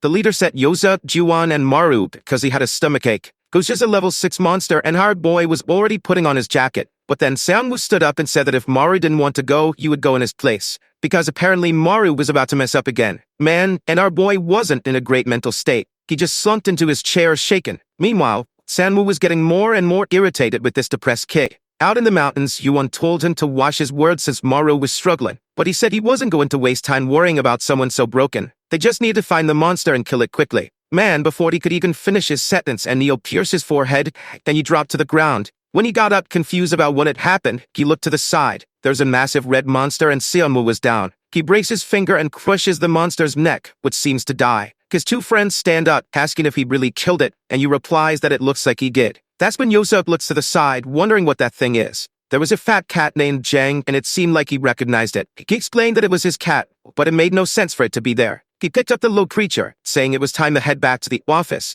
while wondering why it felt so much heavier today. Sunwoo told him not to bring that thing to the office, but Juwon said to let it stay since it looked happy. Back at the base, he told everyone to take a look at what he had found in the mountains. But everyone jumped in shock, and Kang immediately told him to drop it. The creature in his hands looked more like a demonic baby. There was the demon of duplication, and the moment it attacked, it sent a spike into everyone's forehead. It fell to the ground and took off running, but in Yosek's vision, it was just his little cat escaping. He ran after it down the hallway, but suddenly smacked straight into a door. Now even Diokman had been hit in the forehead. A little while later, he commented that apparently, someone had the nerve to bring a mountain demon inside. Everyone turned to glare at Yosek, who quickly said it wasn't his fault. The cat looked exactly like his own. Besides, Juwon and Sanwoo had been with him too, so the blame is on them as well. Juwon stood up, told them to stop looking for someone to blame, and said they should focus on hunting the thing down, especially since the dust was spreading. They reached that strange door, and she mentioned that it might be an illusion, so they needed to be careful. Upon entering, they were all stunned by how massive the space inside was.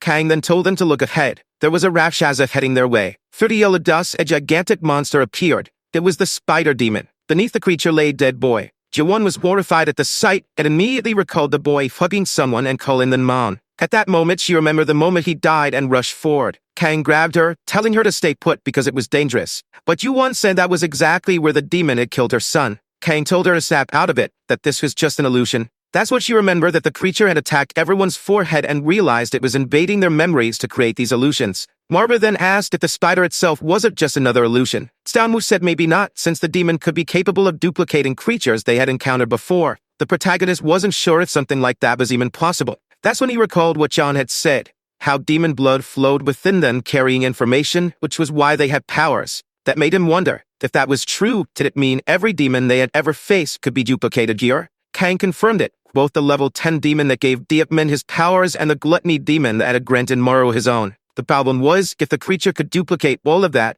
how could they possibly stop something like this? For Maru, the biggest issue was the gluttony demon. It was the one that had created his trauma. He collapsed to the ground, terrified that the monster would appear and kill everyone. But Diepman reassured him, telling him not to worry. No one is going to die. The group advanced toward the creature and Kang went in for the attack, saying they just needed to protect each other. At the same time, Sanwoo broke a finger while Kang slashed the demon's neck. The creature pulled out, and the two stood there in complete swagger after taking it down. But just then, another door materialized. A second later, they found themselves in a different place. It seemed to be part of the duplicator's power. Kang asked Ju-won if she was okay, and she replied that she was fine and had already recovered. Maru stood there thinking. Ju-won had already experienced seeing her son die in front of her. Shanwoo then said they needed to hurry up and find the next door to escape this nightmare. The floor was littered with corpses. Maru noticed mold growing along the walls and immediately realized they were inside Kim Yi-bak's memories. The man himself is there crying out for his wife. He remembered the moments he had spent with her and also how they had both died in the mold. Man, this was tragic. Shanwoo pointed upward, telling them to look at the ceiling. There was a massive red creature covered in moss on its back. Spores began falling and Maru accidentally inhaled one. Immediately, he vomited and checked on the rest of the group. Unfortunately, they were all already down. He realized he might be only one still standing due to his rapid regeneration. He started tearing off the spores, telling himself he had to handle this alone. He leaped forward and bit straight into the monster, tearing off a chunk. Honestly, I was terrified that this was all an illusion and that he had just bitten a teammate instead. Phew, that wasn't the case. Everyone started waking up. Yusuk celebrated, saying he thought he was dead. Kang glanced to the side where Kim Yi-bak stood with his wife. Now it all made sense, how she had died and the origin of his powers. Maru remembered Kang saying that everyone at the office had lost to someone important. He wasn't the only one who had been through hardship, so he couldn't let it break him. He decided it was time to move on and brushed past Xianwoo, who immediately shoved him back and walked ahead, telling him not to get in his way. Xianwoo had already gone to open the door, but Maru warned him to be careful.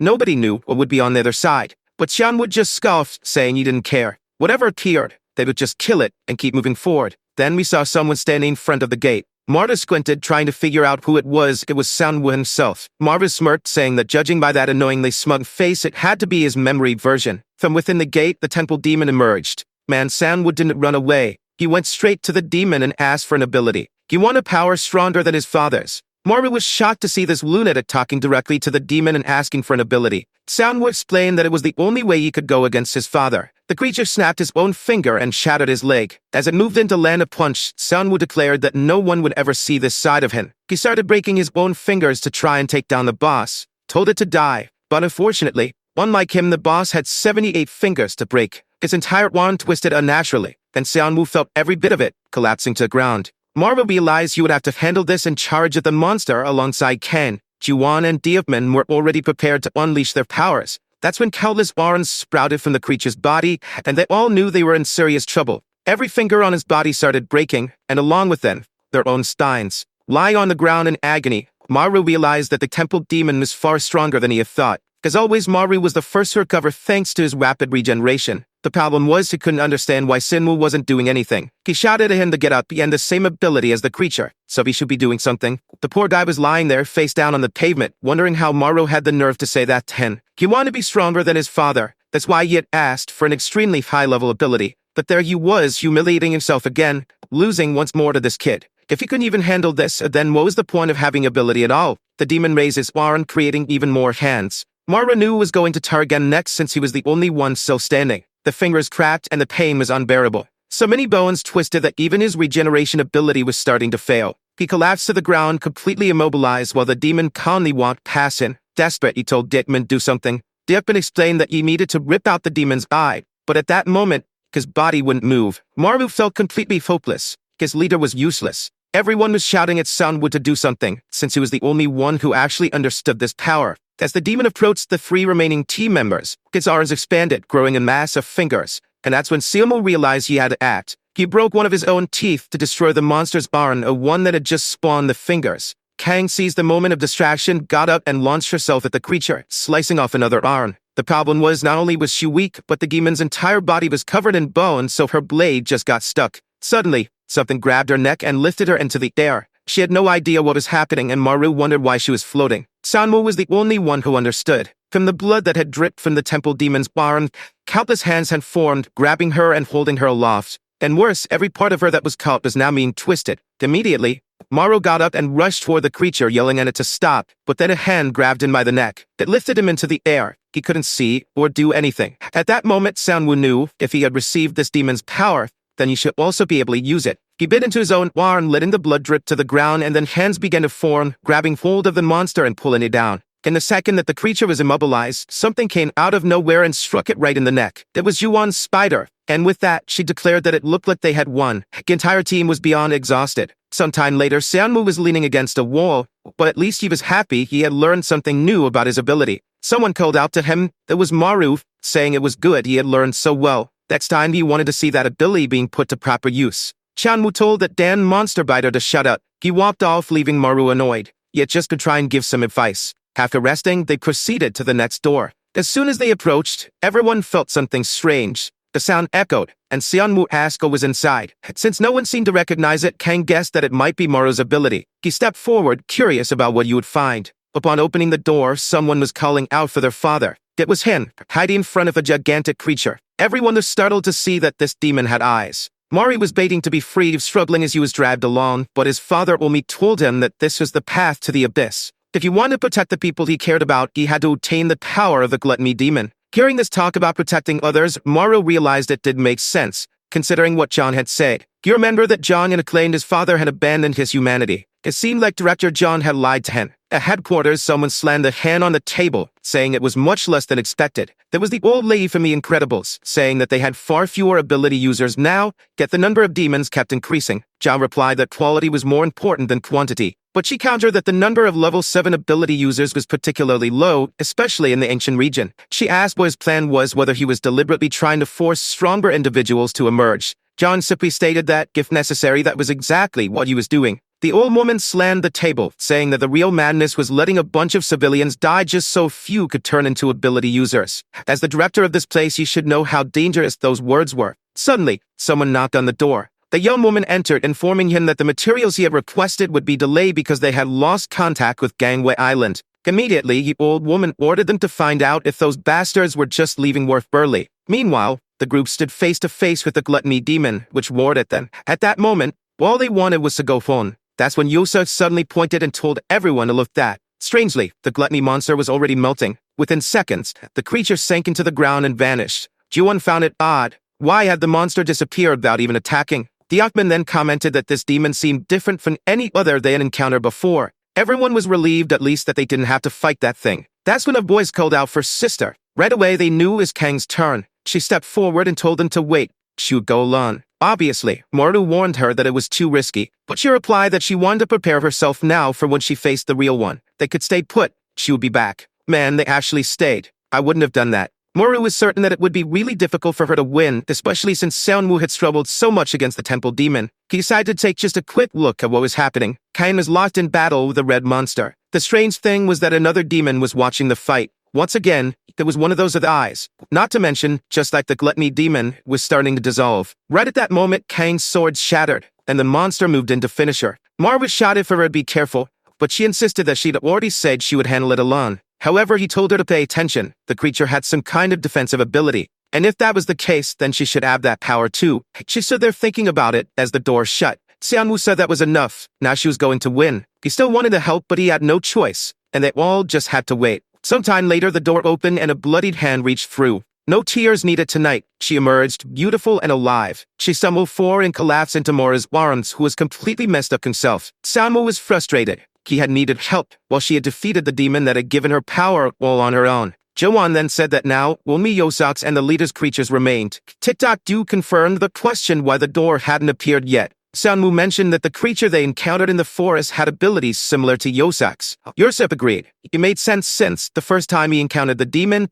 he had also been searching for his cat, which meant that, at this moment, only the leader's demon was left. There he was scratching his belly, wondering why he had been forgotten at such a moment. Everyone was starting to notice that this Dan leader wasn't taking things seriously. His demon was level 10. Yuso brought it up, saying that apparently, they'd gotten lucky. Diepman said he was really happy because, with this, everyone was much safer. Maru celebrated maybe this was actually the best possible outcome. Everyone seemed calm, the yellow dust was settling, and the creature had disappeared. The leader then said that it looked like Kang had handled her issue quickly. It would be a good idea to take her to the hospital, then go eat some Korean barbecue. Right then, Maru punched him square in the face. Everyone was stunned as Maru grabbed him by the collar and accused him of being the demon. Jiwan told him to stop hitting the leader, saying he had lost his mind. But Maru pointed out that the leader had eaten Korean barbecue yesterday and ended up with a stomachache. There was no way he'd want to eat it again today. For a second, everyone stood in shock and the leader looked confused about why they were talking about his stomach. The next second he was getting stomped on. Everyone agreed that this was enough reason. The leader yelled for them to stop.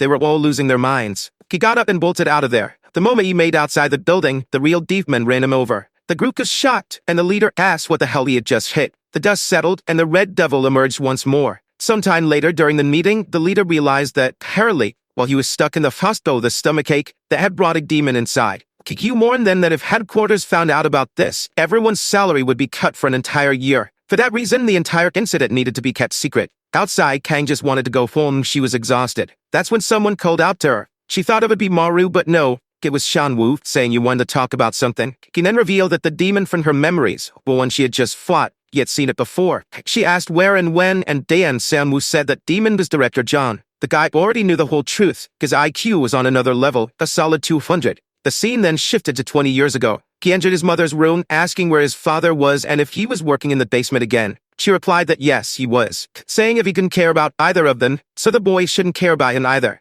Shanwoo went outside to the basement window, wiped away the dust, and inside. What he saw was exactly what you'd imagine. His father was in the middle of transforming into a demon. Back in the present, Kang couldn't believe it. Shanwoo said that when he went to check the basement where his father was, he only saw the demon, so he hadn't been sure at the time. But as time passed and now seeing this memory, he was convinced. Kang wanted to know if the director was really a demon or why he had just stood there watching her family die. Shanwoo explained that that was exactly what he wanted to find out. He had gotten involved in all of this just to uncover John's true identity. If you became strong enough and worked at headquarters, you would get closer to discovering the truth. Kang told him that a childhood memory alone wasn't enough to prove anything. He needed something more concrete. He replied that he already had a very good idea of how to prove it, but he needed something first. She asked what. Next scene. The headquarters, Kang and Maru were there. Maru wanted to know why he was even there, and she told him she had explained it 1,000 times already. He pointed at Shanwoo, saying they shouldn't be there just because of that lunatic's ridiculous conspiracy theory. After a moment of silence in the room, John entered, apologizing for making them wait. He sat down and asked what the three of them had come to discuss.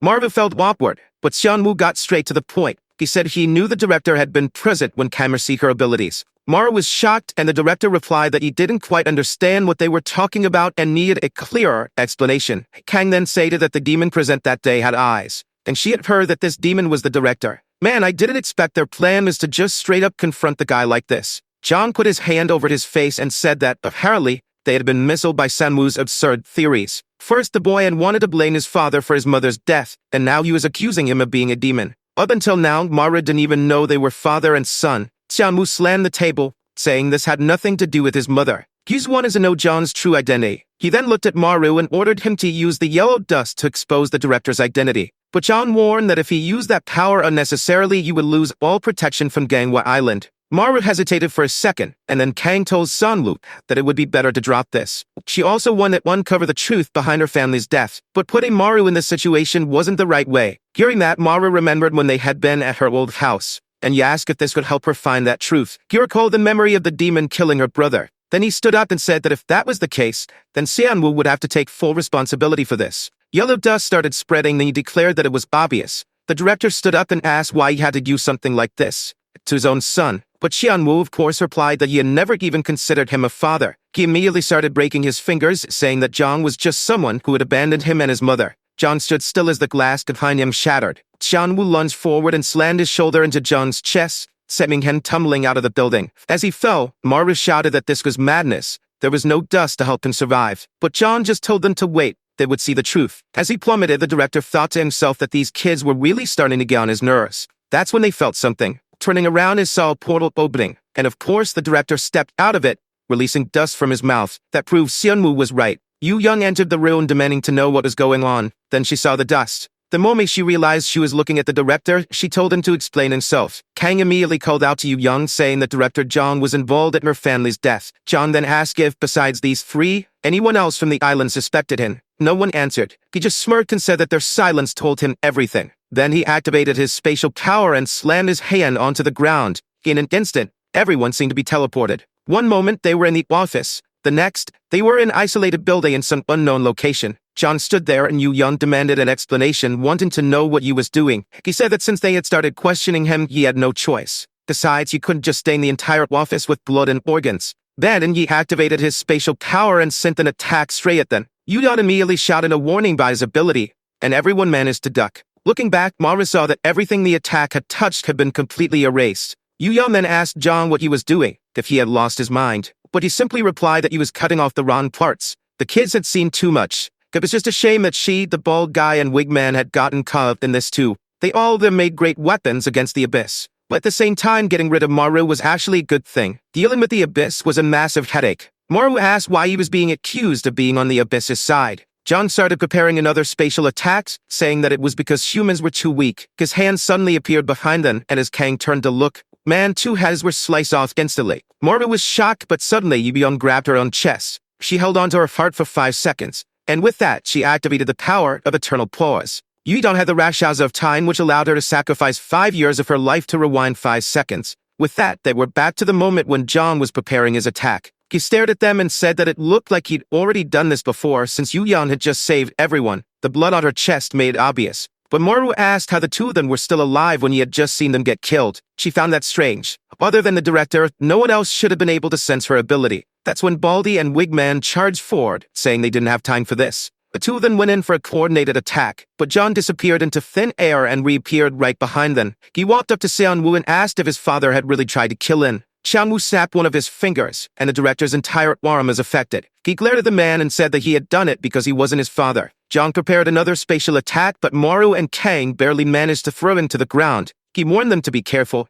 otherwise, they'd die again. Strangely, Yu Young was telling them to capture him alive because they had too many questions. Baldy and Wigman replied that they weren't sure if that was possible. They clasped their hands together, and when they released them, their blood seemed to be linked. They mourned that they were about to go all in. Wigman charged in first, boasting that he was the fastest. Because of his blood ability, he had doubled the attack speed. But man, John just prepped a single slash and took his head off. Everyone knew the poor guy didn't stand a chance. But even without his head, Wigman still managed to land a punch on John's face, and his severed head, staying through the air, was smiling, saying that they would win. As expected, Baldy then revealed the secret of their ability, for no apparent reason. He explained that as long as their blood pact connected them, they wouldn't die. John sent his spatial slash at them, but their blood bond reformed immediately. Now that made sense why he had explained it. The final mercy pact couldn't be severed. Wigman, lying on the ground, thanked the director for everything he had done. But, unfortunately, today was the day to say goodbye. Maru was impressed by the dude's strength, but Xianwu quickly warned that John was dodging everything with ease. That's what Kang told them to look closely at what was happening. After dodging for so long, John had gotten himself caught in the blood ties. Of course, Baldy and Wigman started pulling, saying that this was the end. John was being stretched and pulled from both sides. Didon ordered them to finish it, and Kang slashed his arm. At the same time, Sanwu broke the other one. They were excited. Apparently, they had finally won, as John could no longer activate his powers. The problem was, he had started absorbing yellow dust to regenerate. Immediately, the leader ordered Maru to bite him and stop the regeneration. Our boy took off running, shouting that he had never bitten a human before. But right in the middle of his charge, John's expression changed. He smirked. Maru was horrified as he watched the man transform. As everyone feared, he had turned into the same creature from Ken's dream. The punch he traded with Maru unleashed a wave of spatial energy. Our boy tried to defend himself, but he started getting absorbed into the darkness. The energy was drawn into John's hand, and before everyone's eyes, Maru vanished into the black void. The transformed monster just stood there, grinning like a lunatic. Meanwhile, Yu Yan was still trying to process what was happening. John sighed and apologized, saying he hadn't wanted to reveal his true nature. At that moment, Seonwoo knew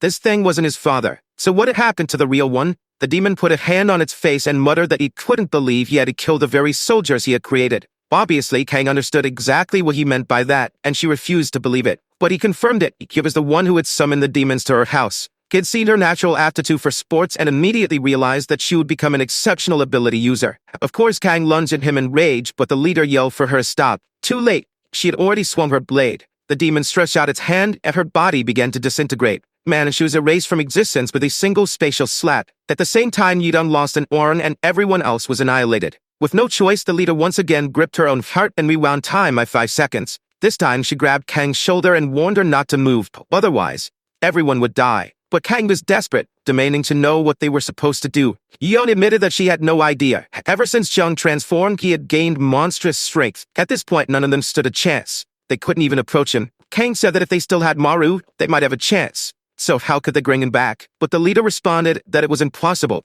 No one had ever returned from the darkness that John created. Our boy, meanwhile, was running through the void, stumbling like an idiot. He had run until he was completely out of breath, but still he found no light anywhere. That's when he collapsed to the ground and, looking ahead, thought he saw an exit. Of course, he immediately got up and ran toward it, desperate to see what it was. But within that light, he came face to face with John himself. The man looked thin and malnourished, staring at him in disbelief. He asked, "How did a human end up here?" Innocently, Maru replied that he had gotten trapped while fighting someone who looked exactly like him. And now, you wanted to know, what was this place? That's when John explained that the thing he had fought was one of the demons that escaped from the abyss. Maru was terrified, because not only did this creature have eyes, it could speak like a normal person. That's when the real John revealed that thing was one of the 8 gods, beings that existed above ordinary demons. They were the beings who had received the powers of the Supreme King of the Abyss. Unlike other demons, who are purely driven by instinct and kill anything without purpose, the 8 gods can make their own decisions and act of their own free will. At that moment, the monster was unleashing another spatial slash while Kang was telling everyone to protect the leader since they would all die if she did. With that, both Kang and the bald guy were sliced in half. Damn, that leader is losing too many years of her life. She clutches her own heart once again and rewinds 5 seconds. The heads are reattaching to their bodies again while the illusionary Zhang says that those from the Supreme Realm are extremely powerful. No ability user should ever fight against one of these gods because they have no chance of winning. At that moment, the guy tells the leader that she has already turned back time countless times, so why doesn't she just give up? Meanwhile, Yudon is wondering when exactly she started following that monster's orders. The guy smirks and says she is very persistent. He raises his arms, creating a bunch of demon portals, saying that now things are going to get interesting. Creatures start raining down. Everyone there knows that the fight just got even more complicated. They huddle together in this center for protection while at the same time, Marta wants to know what the purpose of these creatures is. If the 8 gods are also demons, why do they kill demons? John explains that the creature that took his body escaped from the abyss and became an enemy of the Supreme King. Nav is trying to turn humans into a weapon to destroy the abyss. Maru wonders if this whole civil servant thing is just a manipulation by the space demon. He questions whether killing that bastard might actually put an end to the war. However, John replies that it is already too late because the war with the abyss has already begun. Our boy thinks deeply and says that if that demon dies, he will take control of his body again. He grabs John's arm, saying they're going to get out of there. But John says it's impossible because his consciousness is trapped in that place. Maru, getting sentimental, tells him that his son is waiting for him outside. John is surprised by this and asks why he's bringing up his son in a time like this. A 5-year-old boy, kindergarten, wouldn't be there. Obviously. Maru is shocked by this information and John just says that talking like this is extremely exhausting. He's going back to rest with his son and wife. Marva tries to pull him, saying he needs to get out of there now because there's a way for both of them to escape. But the director lowers his head again and says that it is impossible to leave that place. Back at the abandoned building, the group is fighting against the monsters that are pouring in. The space demon says this is the perfect chance to get rid of both enemies at once. Then a spatial slash cuts to both the demons and heads straight for the whole group. The energy expands sideways and they join hands, severing a slash at the entire group. It wasn't just any slash, it was space itself shrinking around them. The group knew that this was the end, until a hand started emerging from a portal. It was Maru, who had returned from the devil's hell. The monster was startled and Kang was incredibly impressed. He came out screaming that the escape worked, and he clenched his fist, saying that now it was time for payback. Then we see a few minutes earlier, right when John said it was impossible to escape from that place, our boy insisted, saying of course not, that he had to find a way out of there. That's when the demon put its little hand on his arm and tried to take a bite, but Maru punched it in the face before the creature could do anything and it dissolved into dust. He was confused, not understanding why a demon appeared there. Then he remembered a conversation he had with Yoziak. He was worried because a gate had seemingly stayed open for 3 days. That's when Yoziak explained that this had happened in the city of Busan. They were lucky that the director went there and closed the gate by throwing air into space. The director really was an incredible guy. That's when Maru got the idea to find the gate in the middle of this void. After walking for a while, he found the so-called door. He approached it, feeling unsure about what was beyond that place. But it was definitely better than staying trapped there until he died, so he went through it. Except when he came out, he was in a completely different place. Maru stood so for a second, and right away he felt the concentration of yellow dust was so intense that he was losing consciousness. That's when someone told him to hold on. In the distance, there was that strange figure of a woman with long hair and green eyes. She stared at him, and then all the monsters turned toward her. At that moment, the whole ground started shaking, and Maru wondered what that sound was. Right in front of him, an entire army from hell was approaching. No way was he going to fight all that, so he immediately started running. The problem was that he had no idea where he was going. Then, in the middle of his escape, he saw another one of those gates and decided to go for it. He jumped through as all the monsters were coming at him, and that's when he suddenly appeared behind the big space monster. The fool turned around, surprised, while our boy went for a punch. Damn, but even then, the bastard teleported to dodge the punch. Come on, let the boy have his moment. The monster was now happy about this, while Yu Young was impressed that he had escaped. Our boy smiled, asked if everyone was okay, and said that from now on, he was going to handle this. Xiangwu told him to stop being an idiot since he couldn't even get close to the space demon. But at that moment, Maru wasn't so sure about that.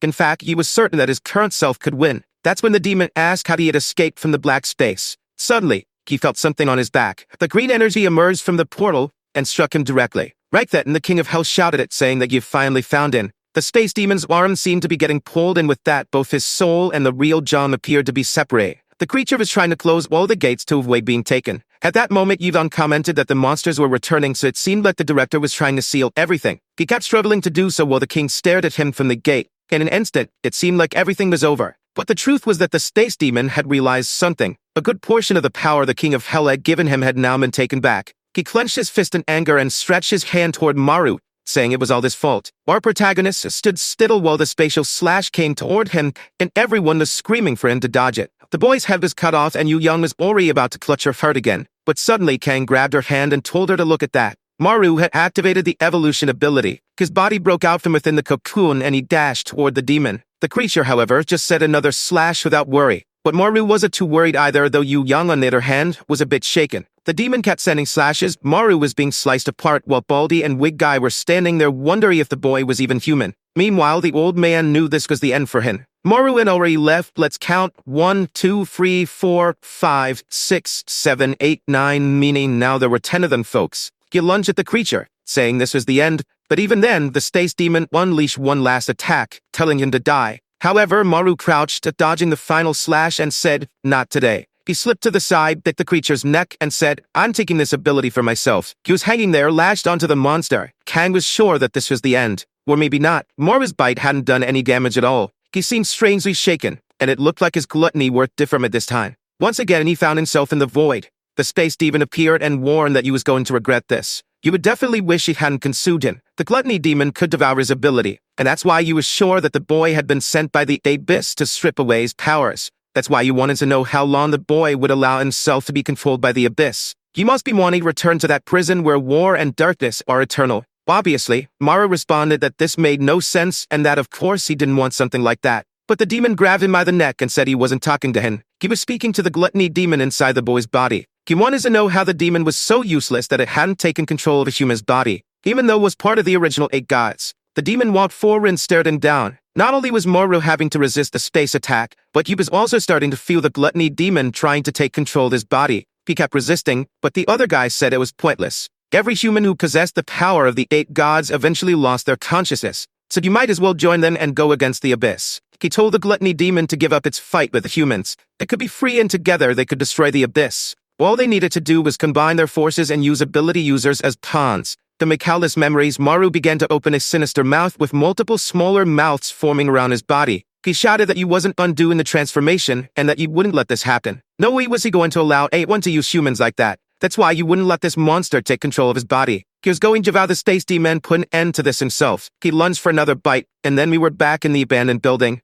Except this time, Maru tore a chunk off. He swallowed it immediately while the guy said it was foolishness. He was about to say something about how it would be impossible without him. when blood gushed upward and both of them collapsed to the ground. The gorgeous Kang rushed in to save our boy. Meanwhile, Sang-woo just stood there, watching as the body reverted. He grabbed his coat and placed it over the body. It looked like the old man was coming back from the world of consciousness. Unfortunately, he had really died. Wig Guy and Baldy looked to the side, wondering if it was finally over. It seemed that Ki Maru had won once again. Meanwhile, Yudong looked at John's body and wondered what would happen next. How would the special public servants group function now? Sometime later, back at the dormitory, everyone was at their place and Diefman commented that he would have never believed their leader was one of the 8 demons. He'd always thought the director was a weird guy but never imagined he was a demon. Everyone is talking about how the room reeked of beer until Yi Young called out to Diefman. Actually, she calls him Sunday, which is a more respectful term. She mentions that she was thinking about calling an emergency meeting, but decided to consult him first. Then she asks what they should do.